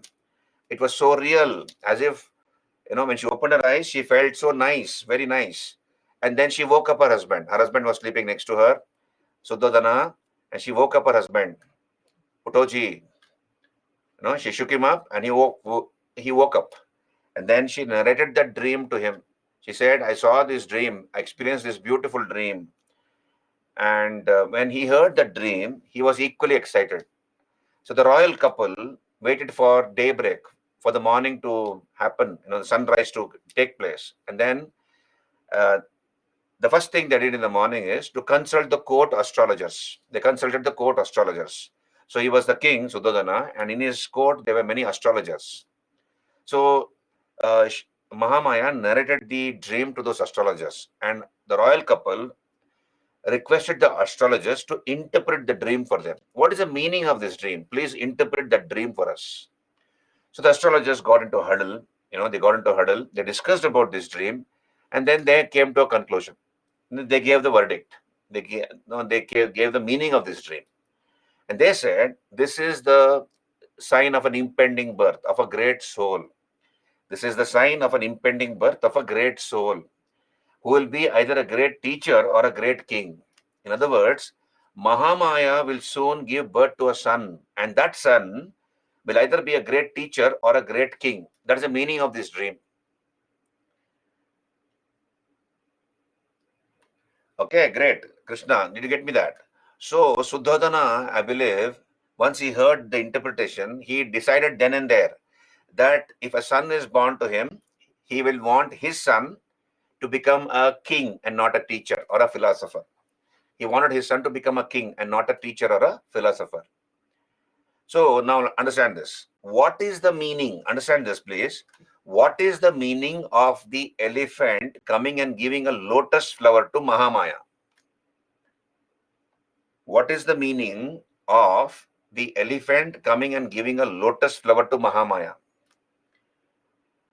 This refers to the divine conception of the Buddha. Understand this. It refers to the divine conception of the Buddha. What is the meaning of divine conception of the Buddha? In other words, Mahamaya became pregnant when she received the lotus flower. She did not become pregnant through the biological process, uh, how humans or animals become pregnant, right? Or living creatures become pregnant on this earth. When she received a lotus flower, she became pregnant that way. Did you get me that? Not by eating the flower. Bhuvanesh, she never ate the flower. When did I tell that she ate the lotus flower, Bhuvanesh? You are making your own history here. Huh? I never said that she ate it. She only received it. Bhuvanesh. Huh? She never ate the flower. She never ate it, Baba. Okay, now look, please focus on the class. Yeah, she received the lotus physically, Baba. She did not eat it. She kept it in her hand. No, doesn't matter, Bhuvanesh. Doesn't matter. The thing is, what is the meaning of this dream? When she received the lotus flower, she became pregnant.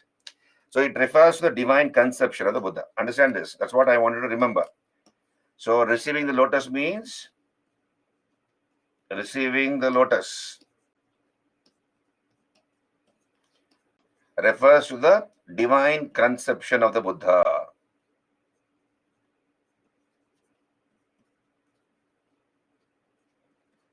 That's why in the beginning only I told you, please don't use your rational brain, right? Don't use your rational brain. That's why I told you. Gunjan, she did not, yeah, she became pregnant via the dream. No, yeah, via the dream she became pregnant, right? Okay, now understand, come back here. Now, see, it's fun. I'll tell you something. The story of the Buddha is fun, but also important from the exam point of view. So this is what the Buddhists believe. So let us give due respect to what the Buddhists believe, because this is considered to be true by the Buddhists. And I told you some fantastic stories are there in all the religions. So we should give due respect to that, the beliefs of the people. Okay, now look here.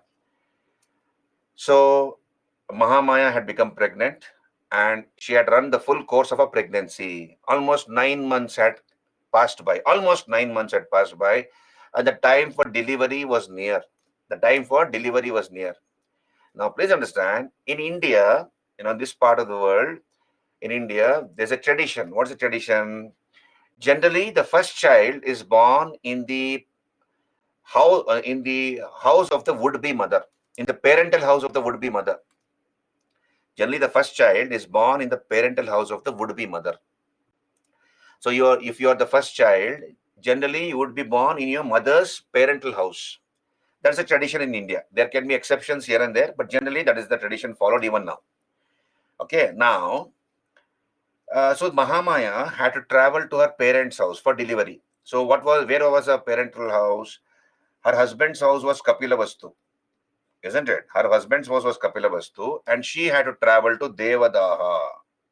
She had to travel to Devadaha, which was her parental house.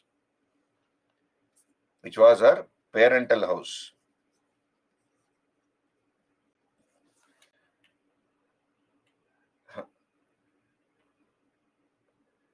Nana Nani. Okay, Gunjan says Nana Nani. Is it correct? Nana Nani's house?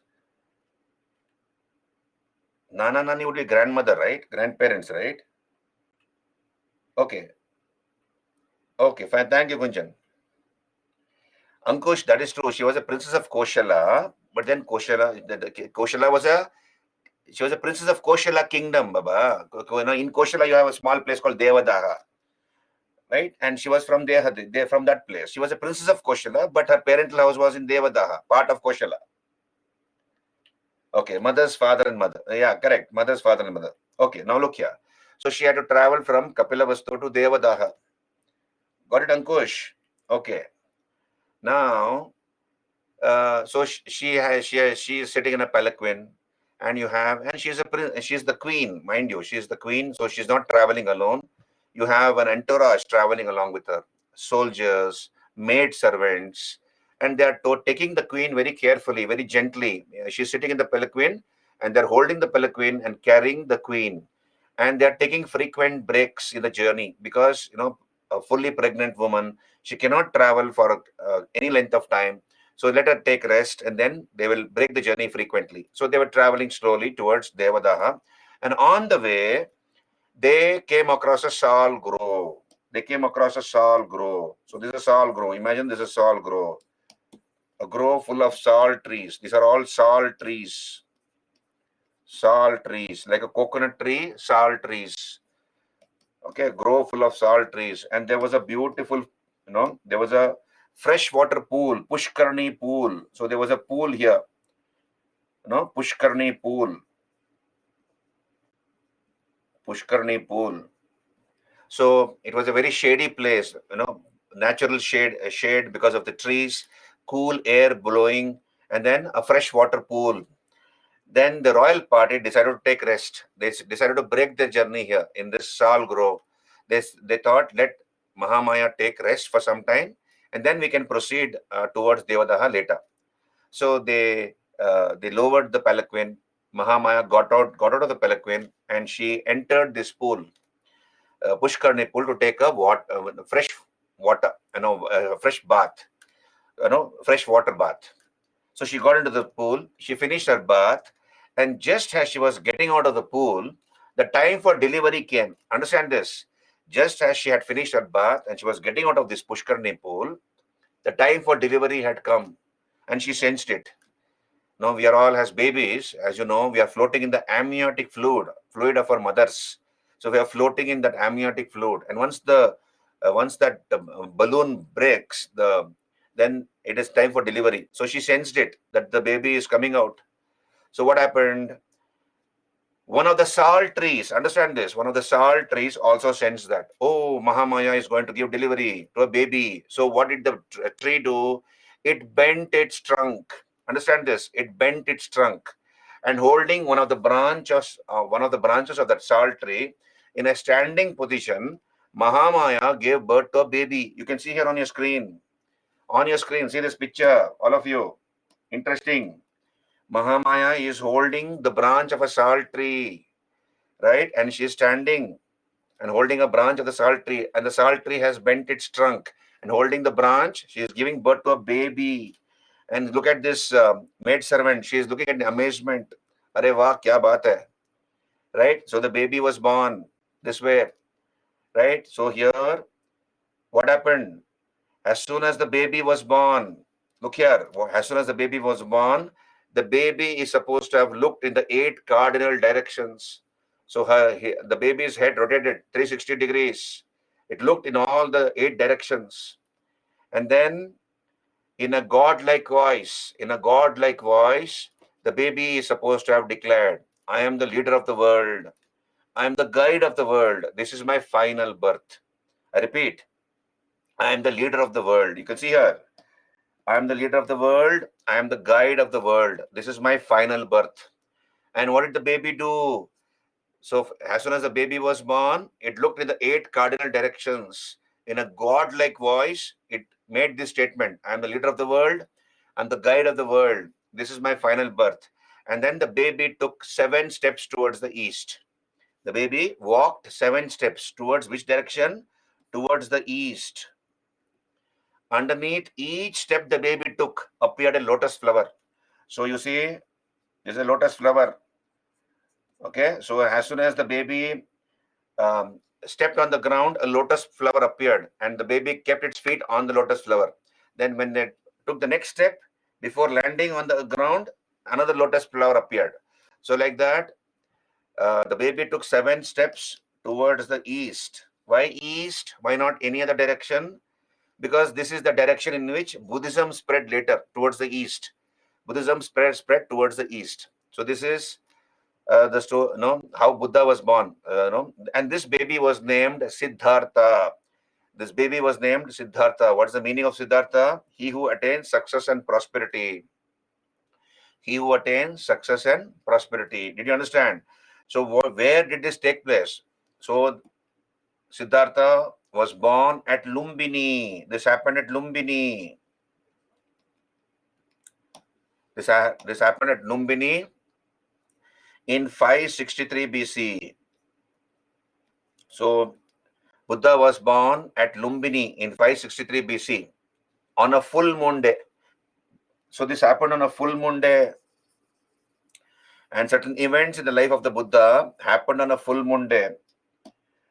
The Buddha was born on a full moon day, right? He attained nirvana, that is enlightenment, on a full moon day, and he died on a full moon day.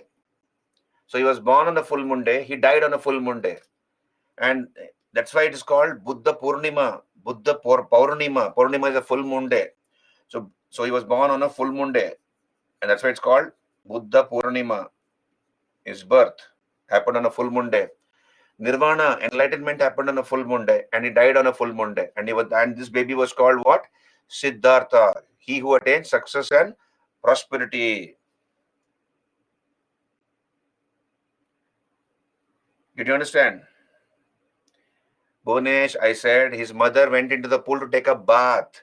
Then when she came out of that pool, the time for delivery had come. I never said Buddha was born in a pool. When did I say that he was born in a pool? Bhunesh, I never said he was born in a pool. I said as a baby we're all floating in the amniotic fluid of our mothers. So the mother sensed that the time for delivery had come. Hello, are you there with me?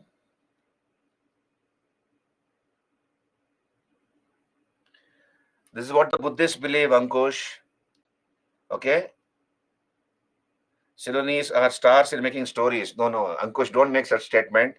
Sri Lankan people are very nice people, very friendly people. Um, this is what is there. What the Buddhists throughout the world believe, not just the Sri Lankan Buddhists. This interpretation is there even in the Chinese and the Tibetan monks in the Tibetan stories. Okay, we'll come back here. So the baby was named Siddhartha, right? One who attained success and prosperity. So we'll go for a break here. I'll continue the story later. What are the names of the salt tree? Salt tree, Baba. Who is going to name that salt tree? Hari. This was a sal grove. Okay, this was a sal grove, and one of the sal trees bent its branches to help Mahamaya to deliver her baby. Okay, you come back after a break. Okay, now what is the time? 6:57. You come back at 7:12, 7:13. Meet at 7:13 p.m. Carry on. We'll finish this. Come back after a break. We'll continue the story of the Buddha. Very interesting story of the Buddha. A lot of things to cover. Come back at 7:13. Carry on. I hope you're enjoying. There are some more fantastic stories I'll tell you as part of the Buddha story.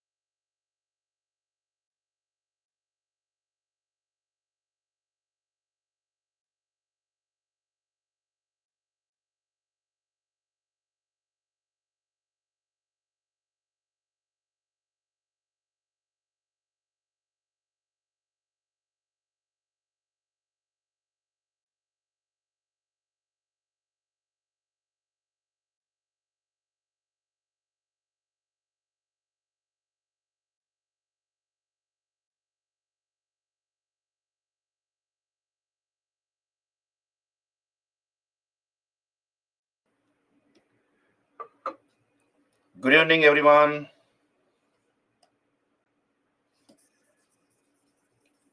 Can we continue the story of the Buddha? Am I audible and visible? Yeah, Brajneet, welcome back. Thank you. Can we continue? Ankush, Anushka. Okay. So let's continue the story of the Buddha. So here, Siddhartha was born on the way towards Devadaha at a place called Lumbini. And he was born on a full moon day. And certain events happened in the life of the Buddha on a full moon day. He was born on a full moon day. He attained enlightenment or nirvana on a full moon day, and he died on a full moon day. So the baby was named Siddhartha. I told you as soon as he was born, he in a god-like voice declared that that is his final birth, and he took 7 steps towards the east. East because that is a future path, future direction in which Buddhism spread later. Now, can I continue? Now look here. Exactly 5 days after Siddhartha was born, exactly 5 days after he was born, there was a sage who used to live near Kapilavastu on a mountain. So he had his mountain retreat. He had a cave on a hill near Kapilavastu, and his name was Ashita. The name of this sage was Ashita. So he was staying on a top of a mountain in a cave, and right, and no, he had his own hermitage here. So he was staying here, and he came down from his mountain retreat because in the night sky he had noticed the divine constellation of stars. So when he noticed the arrangement of stars, he understood that it's a divine constellation, a divine arrangement, and some special soul, a special baby has been born in the kingdom.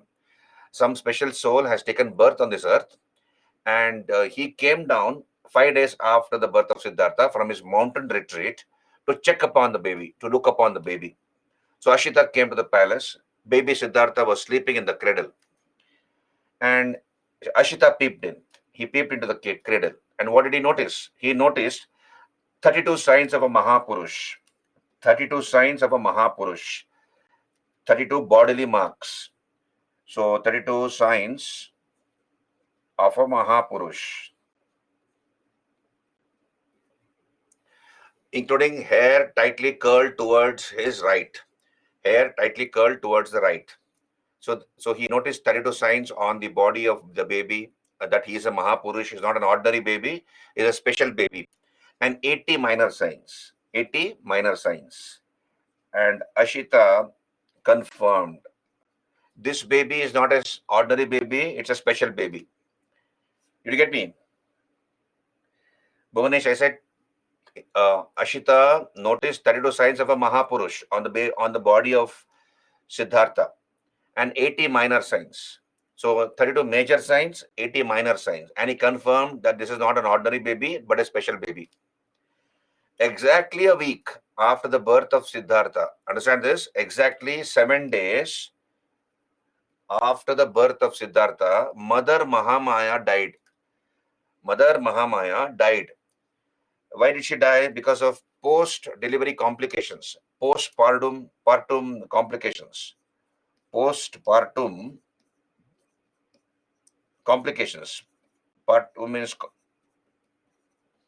post-delivery complications, and she died within a week, just after a week after the birth of Siddhartha. Now, after some time, Suddhodana married a second wife. So he married a second wife. Her name was Mahapajapati Gautami, who became the stepmother to Siddhartha.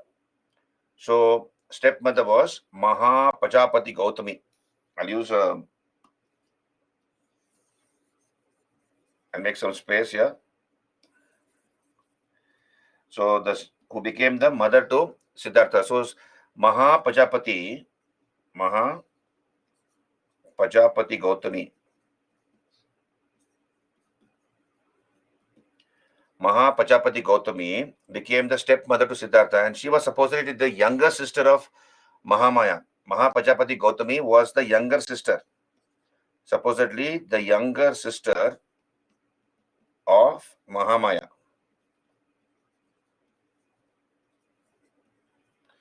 And she became the stepmother to Siddhartha.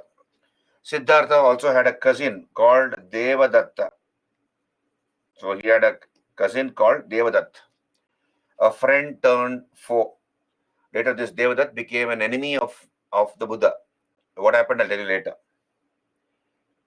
Right. Now, look here. When the court astrologers had predicted that the child who would be born to Mahamaya and Suddhodana would either be a great teacher or a great king, Suddhodana had decided that he would want his son to be a great king, not a teacher. And therefore, we are told that young Siddhartha was brought up in a highly artificial environment. He was brought up in a very artificial environment, a highly artificial environment, and only young, youthful, and beautiful things were shown to him from a young age. So, only young, youthful, and beautiful things were shown to him from a young age. And he grew up within the palace compound, within the premises of the palace. So it was a huge palace with a huge compound. Within the compound, he grew up. He never went out of the compound. And only young, youthful, and beautiful things were shown to him. For example, let's say there's a flower which has bloomed today in the garden, in the palace garden. A flower has bloomed. Okay, so let's say there's a flower, right? It has bloomed today. And in a few days, in about 3 days, this flower starts withering. It shows signs of withering away, signs of decay. Even before Siddhartha saw this flower decaying, the flower would be removed from the scene. It would be cut and removed from the scene. Similarly, if let's say a tree is growing in the garden and it's a beautiful tree, but as soon as the tree shows signs of disease or decay, uh, then the tree is cut off and removed from the scene, even before Siddhartha had seen that. So only young, youthful, and beautiful things were shown to Siddhartha from a young age. When he came of age, when he was about 16 years old, he was married to a girl. So his wife became a girl called Yashodhara. So Yashodhara became his wife. But according to some other Buddhist sources, they tell us that Siddhartha had 4 wives. They say, some of the Buddhist sources say that Siddhartha had totally 4 wives and Yashoda was only his second wife. Anyway, his wife was Yashodhara, and they had a daughter. Initially, they had a daughter called Priyanka.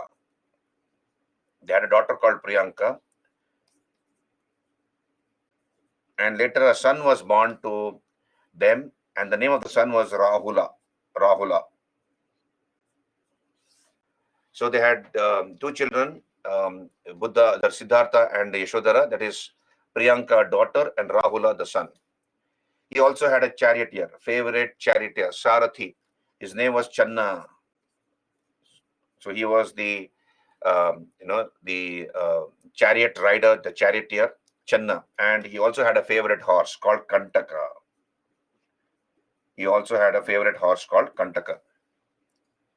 Right? Now, the turning point, understand this. So he was born at Lumbini.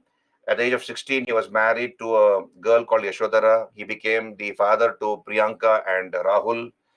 And he had been brought up in a highly artificial environment, and only beautiful, young, youthful things were shown to him.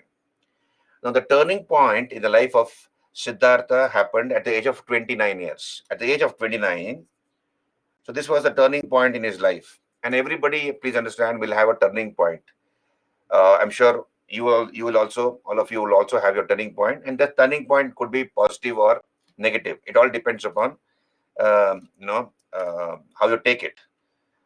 And you'll remember my words one day. I hope and pray that everything is positive for all of you. Now let's move on. So at the age of 29, this was a turning point in his life. So young Siddhartha sat on his chariot, drawn by the horse Kantaka and ridden by Sarathi Channa, the charioteer Channa. So it was a single horse, a chariot drawn by a single horse. So Kantaka was the horse. He sat in that chariot ridden by Channa. and the prince Siddhartha decided to take a ride in the city of Kapilavastu. So for the first time in his life, he came out of the palace to take a ride in the city of Kapilavastu, right? And then on the first day, he saw something which shocked him. So he saw 4 scenes on 4 days. On the first day, he saw an old man. You can see on your screen. So Siddhartha is sitting in his chariot, drawn by Kantaka, and on the first day, he saw an old man. He saw an old man, right? So he saw an old man, and he had never seen an old man in his life. Everything young, youthful, and beautiful things had been shown to him. So this man was, his body was bent because of old age. He had wrinkles all over his body, right? And he was suffering from the pangs of old age. And when Siddhartha saw this old man, he was shocked. And he asked Channa in a frightened voice, "Who is this man? Why is he looking like that?" And Channa is supposed to have replied, "Sir, he is an old man. He's an old man. One day, everybody, including you and me, have to become old." So Siddhartha, was shocked. He told Channa, "Please take me back to the palace. I cannot see this old man anymore. So therefore, take me back to the palace." So he was taken back to the palace. And all the while, Siddhartha was thinking of what he had seen. It had disturbed his mind. He had seen an old man with all the wrinkles and his body bent because of old age, etc. Next day, he again came out riding on the same chariot drawn by Kantaka and ridden by the Sarathi, a charioteer Channa. And on the second day, he saw another scene. He saw a sick man. The second day, he saw a sick man, a sick man, a diseased man, somebody who was suffering from some disease. So he saw a diseased man, and he was shocked. He had never seen anybody suffering from any disease. So he asked Channa the same question: "Why is this man looking like that?" So then Channa is supposed to reply, "He's a diseased man, sir. One day or the other, everybody have to get some disease or the other, including you and me."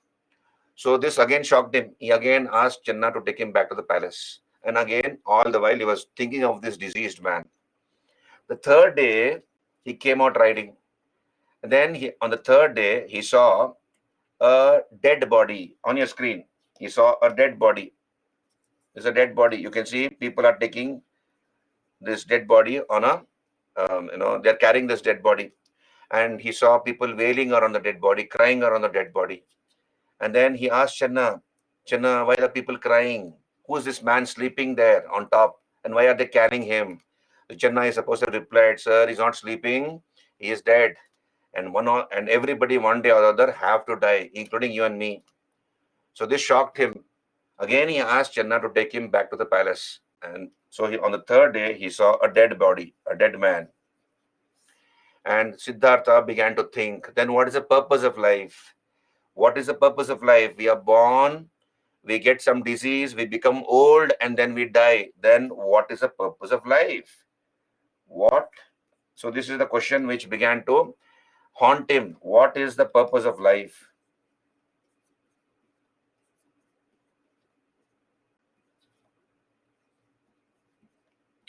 What is the purpose of life? And on the fourth day, he again came out riding. And on the fourth day, he saw a sage or an ascetic. You can see on your screen. He saw a sage or an ascetic. There was a lot of peace and contentment on the face of the saint. So he saw a saint or a sage or an ascetic, and there was a lot of peace and contentment on the face of the sage. And Siddhartha is supposed to have asked Channa, "Who is this man? There's so much of peace and contentment on his face. Who is he?" And Channa is supposed to have replied, "Sir, he is a sage. He is an ascetic. He's a saint. He has cut away all his worldly attachments. He's a saint. He's a sannyasi who's broken away all his shackles, who's cut away all his attachments.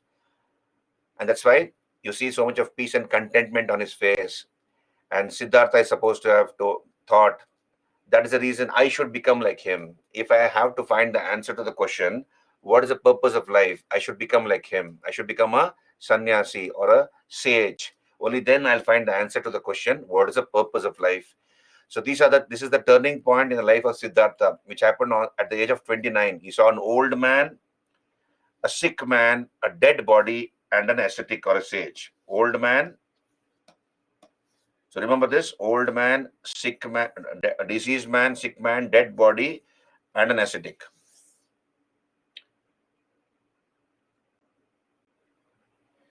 Right? So Sakshi, this is this. Don't ask me hypothetical questions. This is what the Buddhists believe. So I'll continue the story. So this is the why couldn't it have happened another other way? I'll not be able to answer that because this is what the Buddhists believe, and I'm only narrating what the Buddhists tell you. Right? So we move on. So here, so he was confused. What is the purpose of life? He wants to find the answer to the question. What is the purpose of life? And in this confusion, a son was born to him. That is Rahula. So in this confusion, a son was born to him, and the birth of a son, the heir to the throne. So tomorrow his son will be the next king. So he should have felt happy, but there was no happiness in the mind of Siddhartha. This question enveloped him. What is the purpose of life? And we are told at the age of 29, one night, Siddhartha got up from his cot. He got up from his bed, from his mattress, and he decided to take up sannyas. He decided to renounce the world. So he wanted to go and become a sage, become a sannyasi, or renounce the world. His family was sleeping in the next room. His wife and two children were sleeping in the next room. He wanted to wake them up and inform them that he is taking sannyas. And once he finds the answer to the question, what is the purpose of life, he'll come back and call upon them. So this question enveloped his mind. At the same time, he felt that if he wakes them up, he'll disturb them. So therefore, without waking them up, he went away, thinking that once he finds the answer to the question, what is the purpose of life, he will come back and call upon them, he'll look upon them. So he went away from the palace. And this episode in Buddhist hagiography, religious biography, is called Mahabhinishkramana, the great departure. On your screen, you can see here, Mahabhinishkramana, the great departure. So here you have the yakshas and the yakshinis, the gods. They all are supposed to have aided secretly in Siddhartha going away from the palace. So you can see here, there are unseen people around him. They are guardian angels. This is shown in a painting here. He's actually alone. He's going away with his chariot, with his charioteer Channa, and drawn by the horse Kantaka. But then he is also accompanied by some guardian angels, including yakshas and yakshinis, which he is not able to see.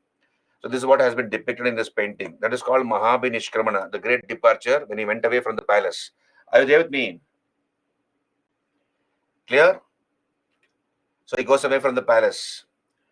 Then what happens? Now look here. They traveled in a southeast direction. So Siddhartha went away from the palace. Okay. Went away from the palace. And that is called Mahabhinishkramana. Mahabhinishkramana. The great departure. And so he sat on his chariot, drawn by Kantaka and ridden by charioteer Channa, and they traveled in a southeast direction. And they came to the edge of a forest. Where there was a river flowing, river Anoma. So I'll show you the picture. So he came to the edge of a forest where there was a river flowing, river Anoma. You can see here. So this is the forest, the edge of a forest. This is the forest, and this is the river Anoma in the background. So Siddhartha is supposed to have ordered Channa to stop the chariot. So Channa stopped the chariot. Siddhartha got down from the chariot. What did he do after getting down from the chariot? He removed all his kingly attire, the kingly dress he was wearing. So he removed all his kingly attire and wore the garb of a mendicant. He wore the dress of a mendicant or a sannyasi or a sage. He wore the dress of a sage or a mendicant. So he wore yellow robes. He wore yellow clothes, yellow robes. Then he cut off his long locks of hair. You can see here in the picture, Here, you see, Siddhartha is cutting off his hair, long hair. So he cut off his long hair, and then he ordered Channa to take the chariot back to the palace and inform his father that his son had taken sannyas. Are you there with me, all of you? Bhuvanesh is unable to see the screen. Is what about others? Unable to see the screen? Bhuvanesh, what about others? Shambhavi, visible? Bhuvanesh, there may be some problem from your end. Others are not having this problem. Please refresh your page, Bhuvanesh. Please refresh your page. Okay, I move on. So he cut off his hair and he ordered Channa to take the chariot back to the palace and inform his father that his son had taken sannyas. I believe the horse Kantaka was noticing all this, watching all this. What is his master doing? He has removed all his kingly clothes, kingly attire, and worn the garb of a mendicant. He is cutting off his hair. And the horse understood that his master is not going to come back again. He is taking sannyas and is not going to come back again to the palace. And the horse felt a lot of pain in its heart, got a heart attack and died. So Kantaka died with a heart attack. The horse died. Why? Because it felt very sad that its master is going away and is not going to come back again. But then, so Buddhist sources tell us that immediately the horse was reborn in a heaven full of horses. So, but immediately the horse was reborn in a heaven full of horses. Now, having taken sannyas, what happened to Siddhartha? He comes to Vaishali. He comes to Vaishali and he accepted a guru called Alara Kalama. Alara Kalama. So Siddhartha came to Vaishali and accepted a guru called Alara Kalama.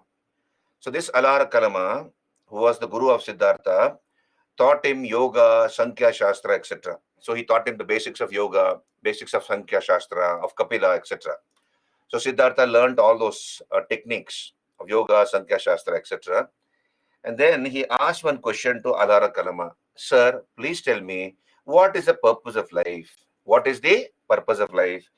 Alara Kalama was not able to give him a convincing answer. So therefore, when he was not able to get a convincing answer, he left Alara Kalama and he walked away. And he came to another place called Rajagriha. So from Vaishali, he comes to Rajagriha.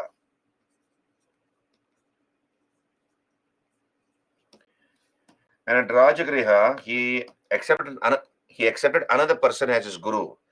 And that person was Uddaka or Ramaputta, also known as Ramaputta. So Uddaka and or Ramaputta also taught him advanced techniques of yoga and other knowledge. And Siddhartha learned all these advanced techniques of yoga. And then later he asked his guru, Ramaputta, the same question. Sir, please tell me, what is the purpose of life? And Ramaputta again was not able to give a convincing answer. So he left him also. So he changed two teachers, Alara Kalama and Uddaka or Ramaputta, and he went away. And for the next 6 years, he was wandering. So he left home, please understand, he left home at the age of 29 and he accepted these two gurus, learned some techniques of yoga, Sankhya Shastra, etc. from them. And when they were not able to give a convincing answer as regards the question, what is the purpose of life, he abandoned them, he left them, and he began to wander for the next 6 years alone. No, he began to wander for the next 6 years. That is till the age of 35 years. Till the age of 35 years, he began to wander, roam around. Now, but then please understand, Siddhartha was not alone in the 6 years of his wandering. He was accompanied by 5 people. 5 people accompanied Siddhartha in his wanderings. Who are these 5 people? Look here on your screen. Kondana, Vappa, Bhadiya, Mahanama, and Asagi. Kondana, Vappa, Mahanama, doesn't matter. Krishna, the thing is, different books give you one or two different names, but from what sources I have taken, these are the names. So if Poonam Dalal Dahiya's book gives you one or two different names, don't worry, don't worry. Don't say that I am wrong. No, from whatever sources I have taken, these are the names. So Kondana, Vappa, Bhadia, or Bhadrika, he says, Krishna, doesn't matter. Bhadia, Mahanama, Asagi. So these are the five accomplices of Siddhartha. And what were these people doing? These five people doing? They were also trying to find the answer to the question, what is the purpose of life? What is the purpose of life? Bhuvanesh, I told you, he has gone away from in the middle of the night. Nobody knows about it. But later he told Channa to go and inform his father that his son has taken sannyas. So his father came to know, and obviously his father would have told his family members, and the news would have spread soon that the prince has taken sannyas. Okay, did you get me, Bhuvanesh?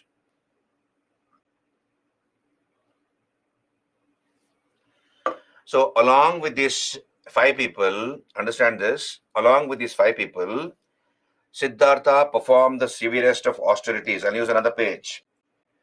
Siddhartha and his five accomplices performed the severest of austerities. What is austerities? That is meditating day and night, performing yoga, meditating day and night, giving up food, water, and sleep. So they were meditating day and night, having given up food, water, and sleep, so that their bodies became emaciated. So Siddhartha and his five accomplices were performing the severest of austerities, meditating day and night, denying their body food, water, and sleep, and they became emaciated. That is, they became very, very weak. They became very, very weak, and their bones and skeletons were seen. Their bones and skeletons were literally seen, and the 32 signs of a Mahapurush disappeared. The 32 signs of a Mahapurush on the body of Siddhartha was no more seen because of his weakness. His bones and skeletons were seen. Now these six people, Siddhartha plus five, at the age of 35, they came to Gaya. They came to Gaya. They came to a place called Gaya, now called Bodha Gaya, and there was a sal grove. Understand this? There was a sal grove, a grove full of sal trees. So these are the trees. This is the sal grove. Sal grove, like a coconut grove. And they entered the sal grove. So as soon as they entered the sal grove, a thought came to the mind of Siddhartha. He got a thought, Siddhartha. What was the thought? If I continue to punish my body like this, by denying it food, water, sleep, I will die. And if I die, then I'll not be able to find the answer to the question, what is the purpose of life? This is the thought which came to his mind. I repeat, if I continue to suffer like this, punish my body by denying it food, water, and sleep, then I will die. And if I die, I'll not be able to find the answer to the question, what is the purpose of life? As soon as this thought occurred to his mind, from nowhere, you have a girl called Sujata. Understand this? You have a girl called Sujata.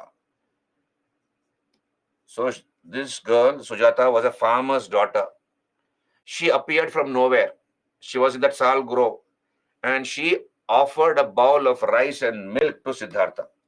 So imagine this is Sujata. Okay, so this is Sujata, right? And she offered a bowl of rice and milk. So she offered a bowl of rice and milk to Siddhartha. A bowl of rice and milk. So when Sujata offered this bowl of rice and milk, Siddhartha accepted it. He accepted it, divided this bowl of rice into 49 parts. He divided this bowl of rice into 49 parts, which he consumed for the next 49 days. At the end of those 49 days, so he had eaten small parts of that rice and milk for the next 49 days. So at the end of the 49th day, he had received his energy back. And all the 32 signs of a Mahapurush were again seen on his body. Did you understand? Hello?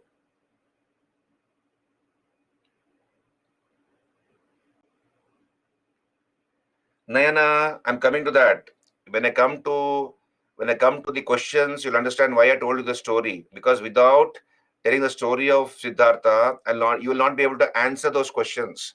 Neither will I be able to explain those choices to you. That's why at the beginning only I told you I'm not trying to waste my time here. I'm telling you the story so that with easily you can answer the questions. Okay. Now come back here. So here Siddhartha divided the bowl of rice and milk into 49 parts, which he consumed for the next 49 days. At the end of the 49th day, he had received his energy back, and all the 32 signs of a Mahapurush were seen on his body again. Right now, those 5 accomplices, when they saw Siddhartha consuming rice and milk, they got disgusted with Siddhartha. They thought Siddhartha has lost hope because we are here denying food, water, and sleep and meditating day and night, and Siddhartha is eating away rice and milk. So they got disgusted with him. They thought he has lost hope to find the answer to the question, what is the purpose of life? So they left him and went away. The 5 accomplices of Siddhartha got disgusted with Siddhartha after Siddhartha consumed rice and milk. They thought he had given up hope of finding the question, of finding the answer to the question, what is the purpose of life? So they left him, abandoned him, and went away. Now the question is, who was this Sujata? Understand this. Who was Sujata and why did she give a bowl of rice and milk to Siddhartha? Sujata was a farmer's daughter. Understand this. She was a farmer's daughter and she had been married some time back. But she did not have any children. Though she had been married some time back, she did not have any children. She used to come to that sal grove because there was a yaksha living there. There was a yaksha. Who is a yaksha? Yaksha is a tree spirit. Yaksha is a tree spirit. Yakshas are supposed to guard the wealth under the ground. And we have yaksha concept, yakshas and yakshinis. Counterpart of a yaksha is yakshini, like Mr. and Mrs. Yaksha. Mr. Yaksha and Mrs. Yakshini. No, like husband and wife. So the counterpart of yaksha is yakshini, the female counterpart. So yakshas and yakshinis are supposed to be demigods. They are supposed to safeguard the wealth under the ground. And we have concept of yakshas and yakshinis in Hinduism as well as Buddhism and Jainism. So yaksha was a tree. There was a yaksha in that sal grove, and she used to come and supplicate before the yaksha. She used to pray to the yaksha, I believe, and she used to request the yaksha to bless her so that she becomes a mother. She wanted to become a mother. So now that she was pregnant, Sujata was now pregnant. She was very, very happy. So she had come to the sal grove to offer her thanks to the yaksha, and she had brought a bowl of rice and milk to offer it to the yaksha. And mistaking Siddhartha for the yaksha, she handed over the bowl of rice and milk to Siddhartha. Did you get me that? Hello, all of you. Did you get me that?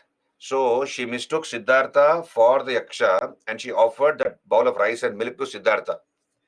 समझ में आ गया ना? Now look here. So Siddhartha had got back his energy. Now what happened? Siddhartha now entered a river. There was a river flowing nearby. River Niranjana. So this is the river. So imagine this is the river. This is river Niranjana. So there was a river flowing nearby. And this is supposed to be the modern Falgu river. This is supposed to be the modern Falgu river in Bihar. So he enters that river, takes a nice bath, fresh bath. And he came out of that river. And on the banks of that river, there was a tree. There was a sacred fig tree. There was a tree. This is the people tree. People tree or the sacred fig tree. Sacred fig tree. So he decided to sit under the tree for meditation. So he sat under the tree. So here, this is Siddhartha sitting under the tree, okay, for meditation. And with a firm resolution, he sat there under the tree with a firm resolution that he will not get up from his meditation until and unless he had found the answer to that question, what is the purpose of life? Until I get the answer to the question, what is the purpose of life? He decided to not get up from his meditation. And Siddhartha, after having taken a bath in the river Niranjana, sat under that people tree or sacred fig tree, and he began to meditate. And we are told that he went into deeper and deeper levels of meditation. So he has gone within himself into deeper and deeper levels of consciousness. So you can see here, Siddhartha is meditating under the tree. So this is the sacred fig tree next to the river Niranjana, right? And he is deep in meditation, right? Now, look here. This was a UPSC question asked. I come here. There was a god called Mara. Understand this. There was a god called Mara. Mara. Who is this Mara? Mara was the god or a deva. Deva or the spirit associated with death and rebirth. He was the god of death and rebirth. Mara wanted to disturb Siddhartha. Okay, Mara, Siddhartha is meditating, minding his business. Mara wants to disturb him. So Mara sent his two beautiful daughters to disturb Siddhartha. Mara had two beautiful daughters. So his two beautiful daughters came, two daughters, right? So when you're preparing for UPSC, don't get disturbed. Be like Siddhartha. Now come back here on your screen. You can see here his two beautiful daughters. See here on your screen. I'm telling. So these are the two daughters. They came and did some item numbers, dance. They did some dance and all that, right? And they tried to disturb Siddhartha, but they could not disturb Siddhartha. How much ever dance they did, Siddhartha could not be disturbed. So they went back and told their father, Father, we tried sincerely to disturb him, but then he did not open his eyes at all. What to do? So then Mara sent his servants. Mara then sent his servants to disturb Siddhartha, and his servants came with drums, bugles, bows and arrows. They began to shoot bows and arrows at Siddhartha. They began to blow the trumpet and play the drums, etc. But Siddhartha remained unperturbed. You can see here, Mara's servants are, playing different instruments. This fellow is, throwing smoke at Siddhartha. This person is, shooting an arrow at him, etc. Then, so Siddhartha could not be awakened from his meditation. And then Mara himself appeared. Mara himself appeared. Did you get me that? So Mara himself appeared. So Bhuvanesh, Mara is the god associated with death and rebirth. Like Yama is the god of death in Hinduism. Like that, Mara is the god associated with death and rebirth. Okay, now we have Mara himself appearing. Mara himself appeared. And there is a dialogue, a mental dialogue between Siddhartha and Mara. So Mara is supposed to have told Siddhartha, you don't have any of those qualities for you to achieve whatever you're trying to achieve. Whatever you're trying to achieve, you don't have any of those credentials or qualities. So Siddhartha is supposed to have replied to Mara that I am very pure. I have all the qualities necessary to achieve whatever I'm trying to achieve. What was Siddhartha trying to achieve? He was trying to find the answer to the question, what is the purpose of life? And here Mara was trying to distract him. So Siddhartha is supposed to have firmly replied to Mara that I am very pure and have all the qualities necessary to achieve whatever I'm trying to achieve. And has a symbol of my purity, with his right hand, he is supposed to have touched the ground. This is called Bhumi Sparsha Mudra. On your screen, you can see here, Siddhartha with his right hand is touching the Mother Earth and telling Mara, I'm very pure. And as a witness to my purity, I have the Mother Earth. Mother Earth, Prithvi, is the witness to how pure I am. So with his right hand, he is supposed to have touched the ground, touched the earth. That is a time that's called Bhumi Sparsha Mudra. You can see here on your screen, Bhumi Sparsha Mudra.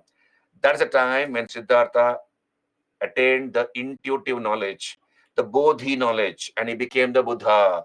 In other words, he had received an answer to the question, what is the purpose of life? In other words, that is called enlightenment. So he had received this Bodhi knowledge or intuitive knowledge. So he had received the Bodhi knowledge or intuitive knowledge, knowledge above senses, knowledge above senses. And thus he became the Buddha. So Siddhartha had become the Buddha. And this is called also Sambodhi. It's also called Nirvana. This is called Nirvana, also called Sambodhi. Also called Sambodhi. Mara accepted defeat. He accepted defeat and disappeared. In a sculpture at Ajanta, you see here, I have put this. In a sculpture at Ajanta, we have this scene depicted. You can see here on your screen. So, see here. This is Buddha sitting, Siddhartha sitting and meditating right here. And here Mara appears. You see, Mara has come on his elephant. You see there. And can you see, are you there with me, all of you? See, Mara is sitting on his elephant and he has come. Below, you see his daughters. No, his daughters have accepted defeat. They came and tried to disturb Siddhartha, including his servants. All his servants were also there. But they had accepted defeat. Then Mara came on his elephant and he had to accept defeat. And we see a dejected Mara here. So this explanation is given here. Please go through it. This has been captured in a sculpture in Ajanta, cave number 26. Hello, are you there with me, all of you? Okay. So we'll look at the questions at the end of this topic. Just hold on, right? We'll look at the questions. Then you'll understand why I told you the story. Now we move on.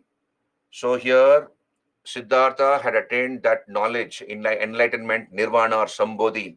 And I believe for 7 weeks, understand this, he was feeling a sense of lightness, a sense of bliss. He was very calm and peaceful, blissful. There was a sense of joy and contentment within his heart and mind. He was feeling very light. And he sat in that position for 7 weeks. For 7 long weeks, Buddha, now I'll use the word Buddha because Siddhartha has become the Buddha now. So Buddha sat in that place for 7 weeks.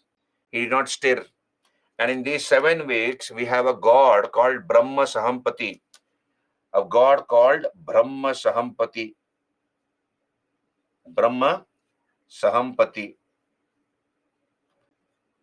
So Brahma Sahampati in these 7 weeks came thrice to so he was trying to awaken Siddhartha. So he was trying to awaken Buddha. So Brahma Sahampati came first time and he tried to awaken Buddha and tell him, go and share this knowledge with the world. Whatever knowledge you have gained, you go and share this knowledge with the world. So first time he came, he tried to awaken Siddhartha or Buddha, but Buddha did not get up. Second time again, Brahma Sahampati came in these 7 weeks. Again, Buddha did not get up. And the third and the last time he came. So once he came the last time, the third time, Buddha got up. Buddha got up from his seat and he paced up and down for the next 3 days. For 3 days, he walked up and down in that spot and then he moved away.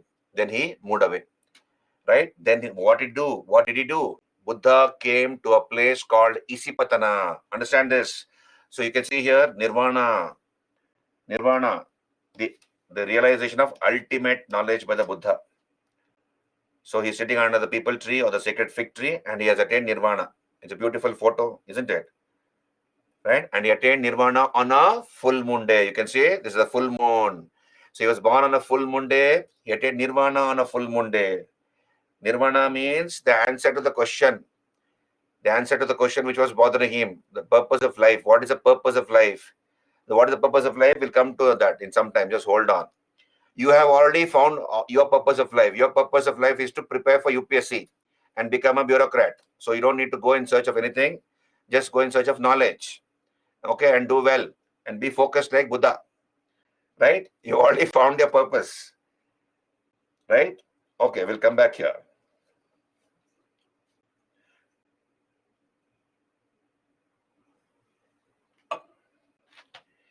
So don't get distracted by IPL or through anything or from anything else. Stay focused. Like Buddha was remaining focused, and he attained nirvana.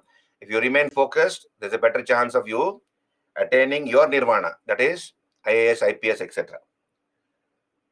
Okay, all the best. Okay, we'll move on. Now look here. You see this picture here. I put a picture. This is the Mahabodhi temple. The Mahabodhi temple at the Bodh Gaya.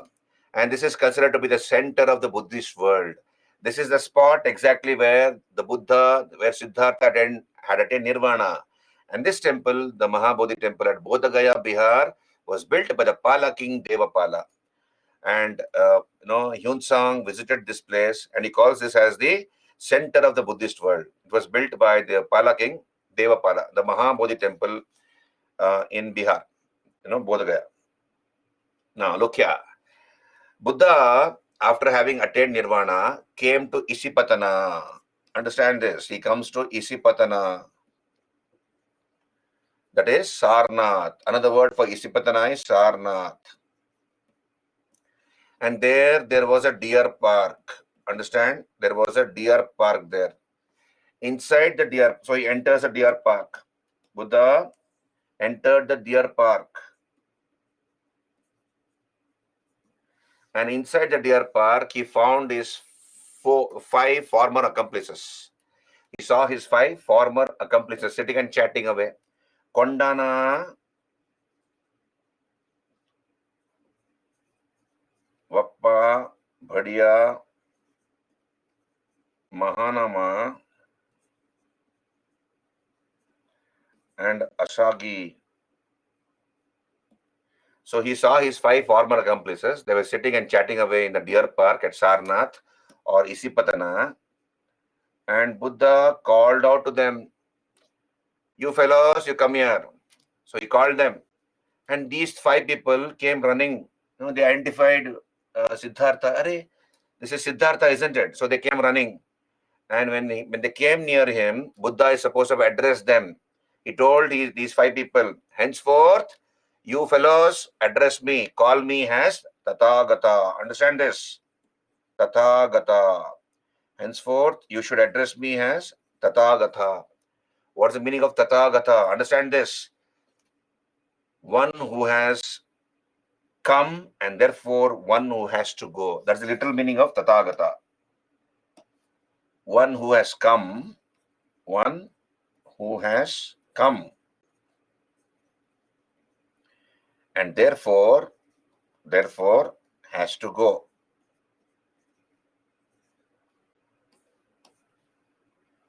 Another meaning for Tathagata is one who has walked the path of enlightenment. One who has walked the path of enlightenment. Walk the path of enlightenment.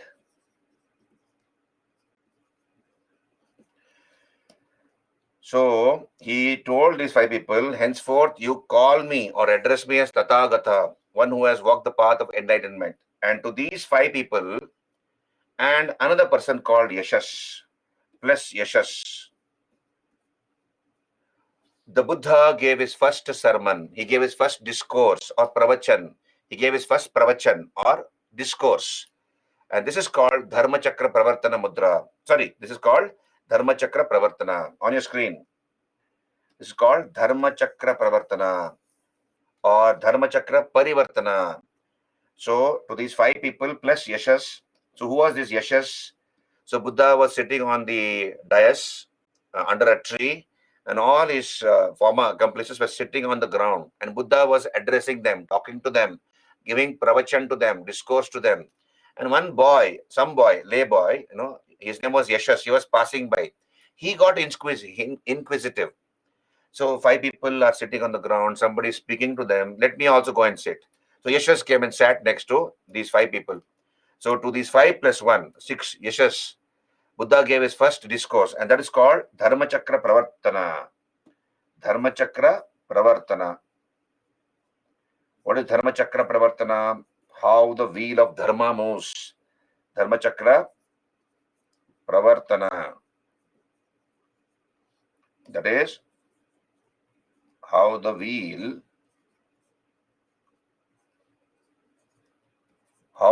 of dharma moves.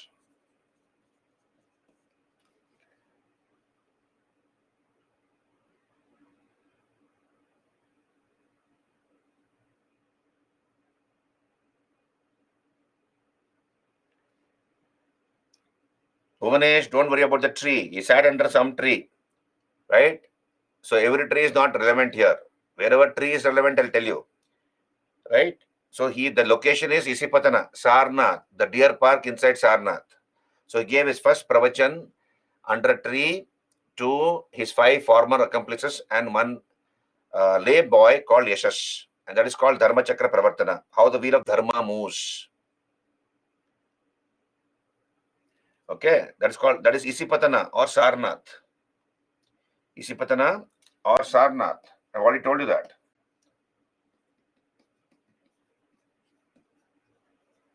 Isipatana. Old name of Sarnath is Isipatana.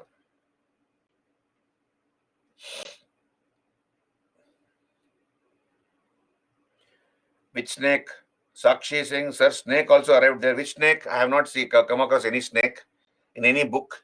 Where did you find this information, Sakshi? What snake are you talking about? Sir, snake also arrived there. Okay, let me focus on whatever I know. You will clarify your doubts later. We'll come back here. So Buddha gave his first sermon or discoursed at Sarnath inside the deer park, right?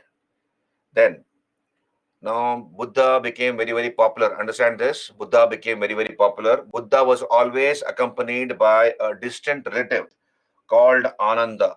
So Ananda was the favorite disciple of the Buddha. Ananda. He was his favorite disciple.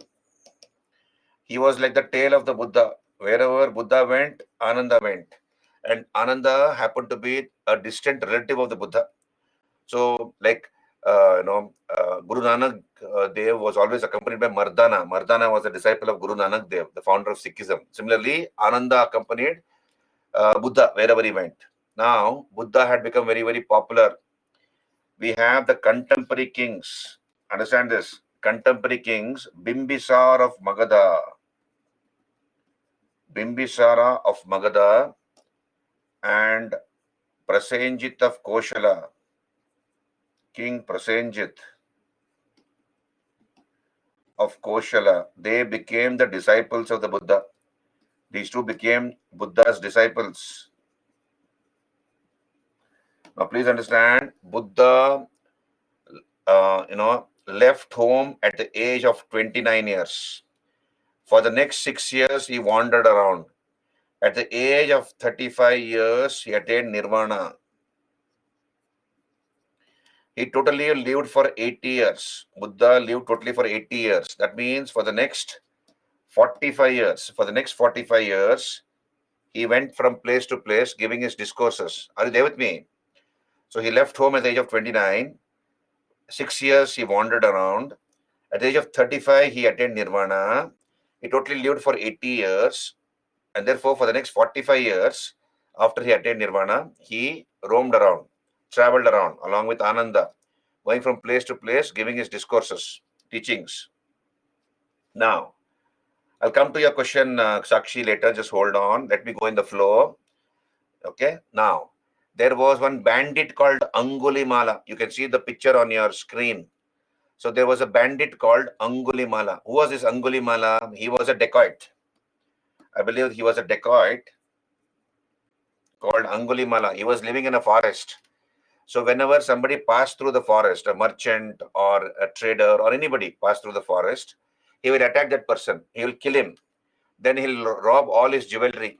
And as a memento, he'll cut away one of the fingers of the dead person.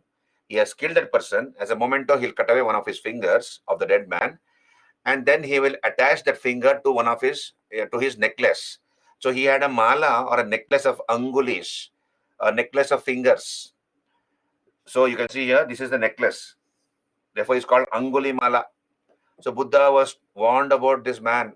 Don't go into the Don't go into the forest, sir. There's this man called Angulimala. He might kill you. He might harm you. But Buddha did not care. He went into the forest and Angulimala came across the Buddha. When he saw the Buddha, there was a transformation in his heart and mind. And Angulimala is supposed to have fell at the feet of the Buddha. And Buddha accepted him as his disciple. And Angulimala gave up his former life. And he became a good man. Right? So this is Angulimala. Then we have the court dancer of Ajata Shatru. Ajata Shatru succeeded Bimbisar. We have done this. You remember pre-Maurya period. So Ajata Shatru killed his father Bimbisar. Ajata Shatru. So he killed his father Bimbisar and usurped the throne of Magadha. So Ajata Shatru committed patricide that way. So we have the court dancer of Ajata Shatru by name Amrapali. Amrapali. She was the court dancer of Ajata Shatru. So she also accepted Buddha as her disciple. You can see here, this is Amrapali's painting. Amrapali is dancing here. So she's Amrapali. She was the royal courtesan, the royal dancer, and she became a disciple of the Buddha. Right? Now look here. So Buddha had become very, very popular, going from place to place, giving his discourses. And then Buddha decided to visit Rajagriha. He decided to visit Rajagriha and call upon his family. So he wanted to go and call upon his family. And he had become very, very popular by this time. Right? So the entire city of Rajagriha was decorated. The capital city, Rajagriha. Who was the king now? King was Devadatta. Buddha's cousin. And Devadatta was very, very jealous of the Buddha.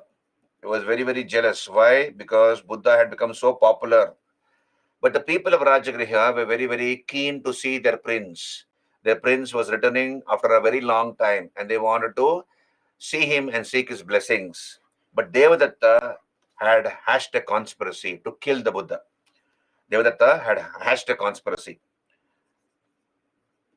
So when Buddha visited Rajagriha, we are told, and he was walking on the streets of Rajagriha, a maddened elephant, a rogue elephant called Nalagiri. So there was a rogue elephant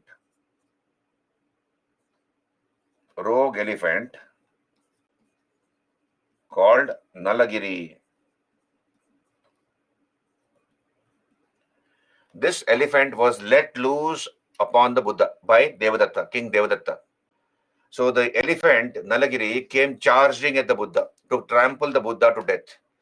But then Buddha remained unperturbed. He saw the elephant, and the elephant also saw Buddha. Their eyes met.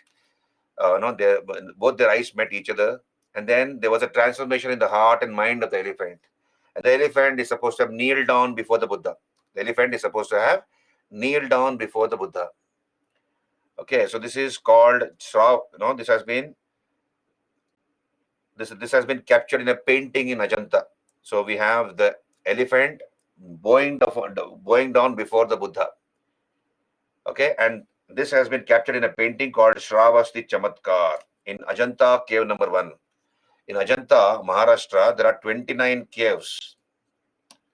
Right? In Ajanta cave number 1, we have a painting under the caption Shravasti Chamatkar. That is the taming of an elephant by the Buddha. So basically, Shravasti Chamatkar is where also you have another miracle, but that is called Shravasti Chamatkar. But this has been shown where even the elephant is shown bowing down before the Buddha. So this has been captured in a painting in Ajanta, cave number 1. Are you there with me, all of you? They were the contemporary kings, Bhuvanesh.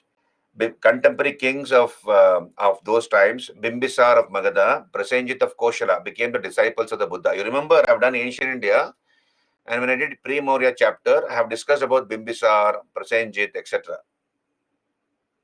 Garima, elephant's name is Nalagiri. Yeah, Koshala king was Prasenjit. Name of the elephant is Nalagiri, rogue elephant. It was a rogue elephant, Nalagiri. right? So please understand, Buddha spent his maximum time at Shravasti. Buddha spent his maximum time at Shravasti, max time at Shravasti, and he gave his maximum discourses there.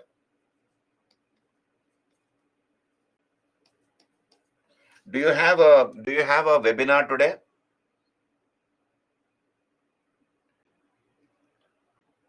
Megha, sir, remembering name of elephant is essential. Nalagiri, you know, okay. Megha, I'm telling you the story of the Buddha. UPSC can ask you, cannot ask you, but that is the name of the elephant. In case they ask you, then you can mark Nalagiri.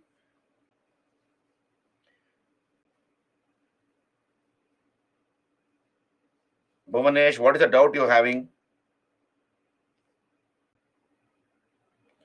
I've been answering your doubts, Bhuvanesh. What's your doubt? Is there a webinar today? Webinar is there. Uh, Meghana says webinar is there. Hari says nothing is showing. Ankita says yes. You decide. Ultimately, I'll continue with my class. Tell me ultimately whether there's webinar or no. I can go on till 8:30. I'll move on here. So Buddha spent his maximum. That is called Bhumi Sparsha Mudra. Bhimare. He was, Bhimare. I told you that Buddha, told Mara that I am very, very pure. And as a witness to my purity, how pure am I? I am. The Mother Earth is there. Mother Earth is the witness to my purity. So that is the time when he received his enlightenment. Did you understand? Bhimare. You have already answered Bhimare. I have answered who is Bimbisar and Prasenjit. I have already answered that. So Shravasti, he spent his maximum time at Shravasti, and then he gave his maximum discourses at Shravasti. Right? Then Buddha was about 80 years old now. Understand this? Buddha was about 80 years old. He spent his last rainy season at Vaishali. So he spent his last rainy season there. Spent last rainy season here at Vaishali. And this was also the last major city visited by the Buddha. Visited by the Buddha. So Vaishali was the last major city visited by the Buddha. Right? So from Vaishali, he comes to Pavapuri. Buddha comes to Pavapuri. Now, along with his favorite disciple, Ananda. So when Buddha and Ananda came to Pavapuri, there was a blacksmith called Chunda. A blacksmith, basically belonging to the untouchable community. He was a blacksmith. His name was Chunda.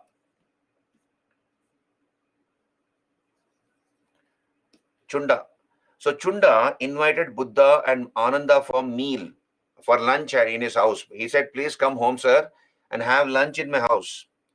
So Buddha and Ananda, when they were invited by Chunda, they accepted the invitation. They went to the house of Chunda, and Chunda served them a meal of pork. He served them pork meal. Right? So Buddha and Ananda consumed the pork meal. Then they bid goodbye to Chunda and they moved on.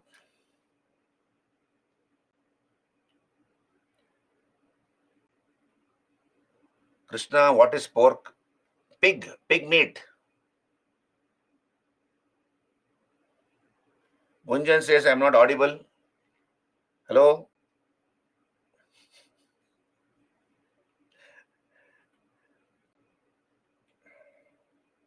I'm not audible? Yeah, audible. Okay. Please refresh your page, Gunjan.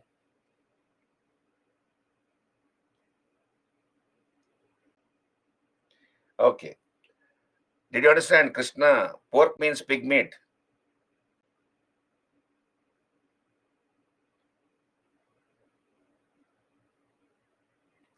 Kal to, there's no class, right? Tomorrow is a Saturday, today is Friday, isn't it? Tomorrow there is no class, I suppose. Tomorrow it's only a weekday class. So I will be meeting only on Monday. Saturday. Okay, so continue here. So here, Buddha and Ananda came to Pavapuri. This blacksmith called Chunda invited Buddha and Ananda for a meal, for lunch in his house. So they accepted the invitation. They went there. He offered them pork meal, a meal of pork. They consumed the meat. They consumed the food. Then they bid goodbye to Chunda, and then they moved on. And from Pavapuri, Buddha was going towards Kushinagar. It was about 6 miles away. Kushinagara was about 6 miles away. And on the way, Buddha began to frequently pass loose motions. So this pork meat, I believe, was a stale pork. It was a stale pork. It was not freshly cooked. It was a stale pork. And this caused an infection in Buddha's belly. So he began to pass diarrhea frequently, loose motions. And when you pass loose motions very frequently, what will happen? You become very weak. You get dehydrated. You lose your vital body salts and you become dehydrated. So with great difficulty, passing loose motions very frequently on the way, Buddha reached Kushinagara. Right? Buddha reached Kushinagara, and there at Kushinagara there were two sal trees. So there were two sal trees. So Buddha told Ananda, make a bed for me between these two sal trees. So Ananda made a bed for Buddha to lie down upon. So he made a bed for Buddha to lie down upon. So Buddha lay down on that mattress made by Ananda. So Buddha lay down on that mattress. Right. And then he died at Kushinagara between two sal trees. Before he died, understand this, before Buddha died, he gave his last discourse. He gave his last teaching to Ananda and a wandering ascetic called Subhadra. I'll use another page. So before he died, Buddha gave his last discourse, last teaching or discourse to Ananda, his favorite disciple, and a wandering ascetic called Subhadra.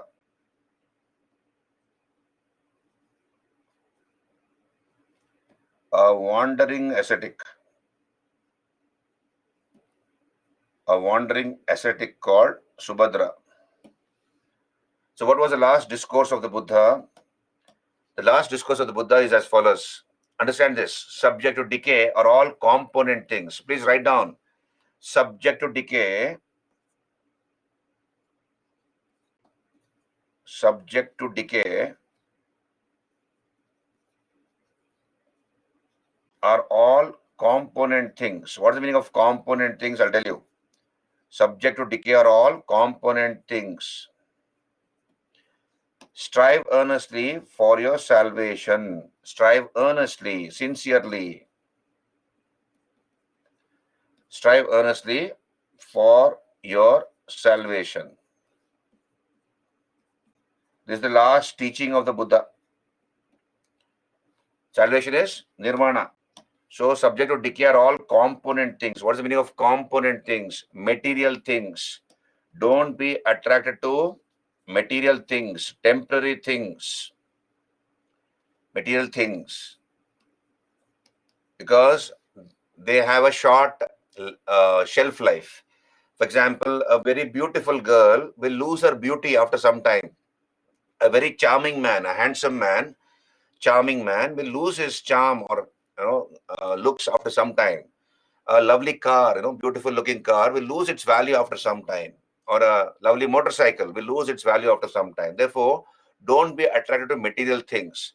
So subject to decay are all component things. Strive earnestly for your own salvation.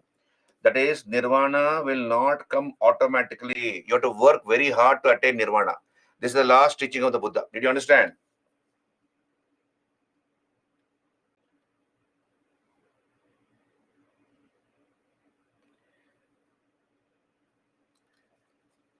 Bhuvanesh, we will not go. I cannot answer. It's a hypothetical question. I cannot give you a hypothetical answer. This is what the Buddhists believe. Bhuvanesh is saying, who knows, there may be a conspiracy of the blacksmith to kill Buddha. Why will the blacksmith want to kill Buddha? What will he get by killing him? By feeding him meat, or Devdat sent him to kill Buddha? No, nothing like that. Buddhist sources don't tell us that. It was just an accident. It was an accident in the sense that it was a stale meat, and that caused an infection in Buddha's tummy, and then because of loose motions and weakness, he died. Okay, did you get me that?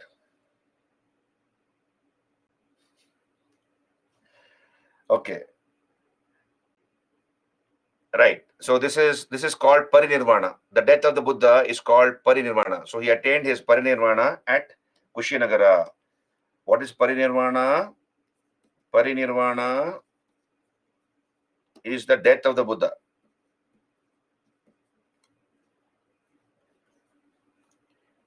Death of the Buddha is called parinirvana. And sometimes there's a word called Mahaparinirvana also used. Understand this? Mahaparinirvana. Let us understand the difference. Please write down. Hello, students, please write down. What is the meaning of parinirvana? Please write down. Parinirvana literally means death of the Buddha. But let me give you exact meaning here. Death of the Buddha is parinirvana. Parinirvana, please write down, state of release. State of release. Parinirvana, state of release. State of release. State of release after death. State of release after death from samsara. From samsara. Samsara is worldly life. From samsara and the karmic cycle that binds one to samsara. State of release after death from samsara and the karmic cycle. And the karmic cycle. And the karmic cycle that binds one to samsara. And the karmic cycle that binds one to samsara. That is called parinirvana. Then what is Mahaparinirvana? What is Mahaparinirvana? Did you get me that? Parinirvana, state of release after death from samsara and the karmic cycle that binds one to samsara. Are you there with me? Have you written that? Then write down what is Mahaparinirvana. Mahaparinirvana. Please take down. Attainment of state of eternal bliss. Mahaparinirvana is just before he attained parinirvana. Just before he attained the death, he experienced Mahaparinirvana. There's a subtle difference between parinirvana and Mahaparinirvana, but sometimes and mostly it is used carelessly. Mahaparinirvana and parinirvana is used carelessly as the death of the Buddha, but there's a slight difference, right? So Mahaparinirvana, attainment of state of eternal bliss, attainment of state of eternal bliss, having been released from misery and samsara. Attainment of state of eternal bliss, attainment of state of eternal bliss,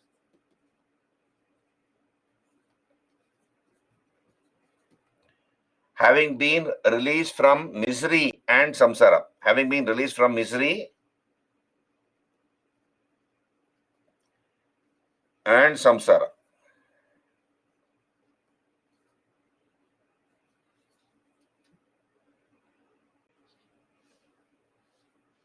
Did you get me that? Clear, all of you? Clear? This is about Buddha. This is the life story of the Buddha. There are many more things to discuss. Just hold on. Let me see how much time is there. Another 3 minutes. Till last line, I told you this. Attainment of state of eternal bliss, having been released from misery and samsara. That is Mahaparinirvana. Bhimre, did you get me that? Mahaparinirvana, attainment of state of eternal bliss, having been released from misery and samsara. Ankush, see, what is the difference between one after death and one before death? Mahaparinirvana is that experience which he experienced just before he died. just before his heart stopped beating. So when his heart stopped beating, that's called parinirvana. And just before the heart stopped beating, he experienced what is called mahaparinirvana, state of eternal bliss.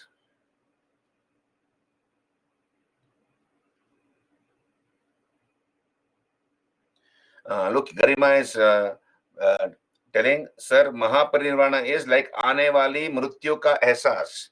Vare va, Garima, great. Thank you. Okay. Did you get me that? So Garima has put it nicely. So I think I have run out of time. Let me see if I have any more. So I think that's about it. You can see here the parinirvana of the Buddha. Buddha died between two salt trees. He lay between two salt trees. And I believe the earth shook violently. When Buddha died, the earth shook violently. And this is the Chaitya Griha. You can see on your screen, this is in Kushinagara, Uttar Pradesh. The Chaitya Griha, this commemorates the place where the Buddha achieved parinirvana in his 80th year. This is the place where he died.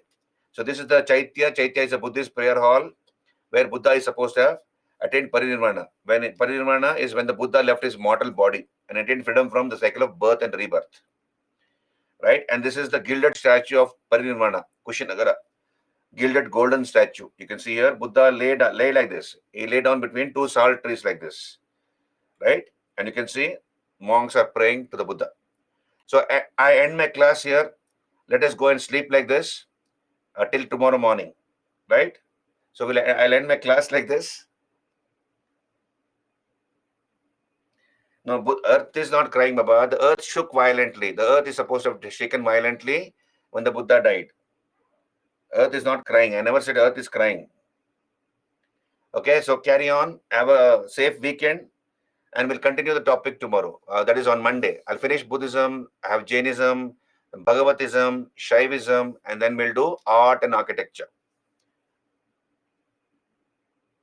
Monday का मैंने बता दिया Bhuvanesh. I'll be completing Buddhism, Jainism, Bhagavatism, and Shaivism, and then we will begin with art and architecture if time permits. Otherwise, I'll start on Tuesday. Okay, but hopefully on Monday. Let's see. Okay, so you have a good night's sleep. Garima says, Om Buddhaya Namaha. Thank you, Garima. Good night. So have a wonderful, safe weekend. Please keep reading. Keep studying. What about Siddhartha's children? I'll talk about his children later. Ankita, we'll talk about his children later. Okay? Fine? So sweet of you. You're thinking about his children. Nobody thought about his children. So we'll talk about his children later. Okay? Good night. Bye. Thank you.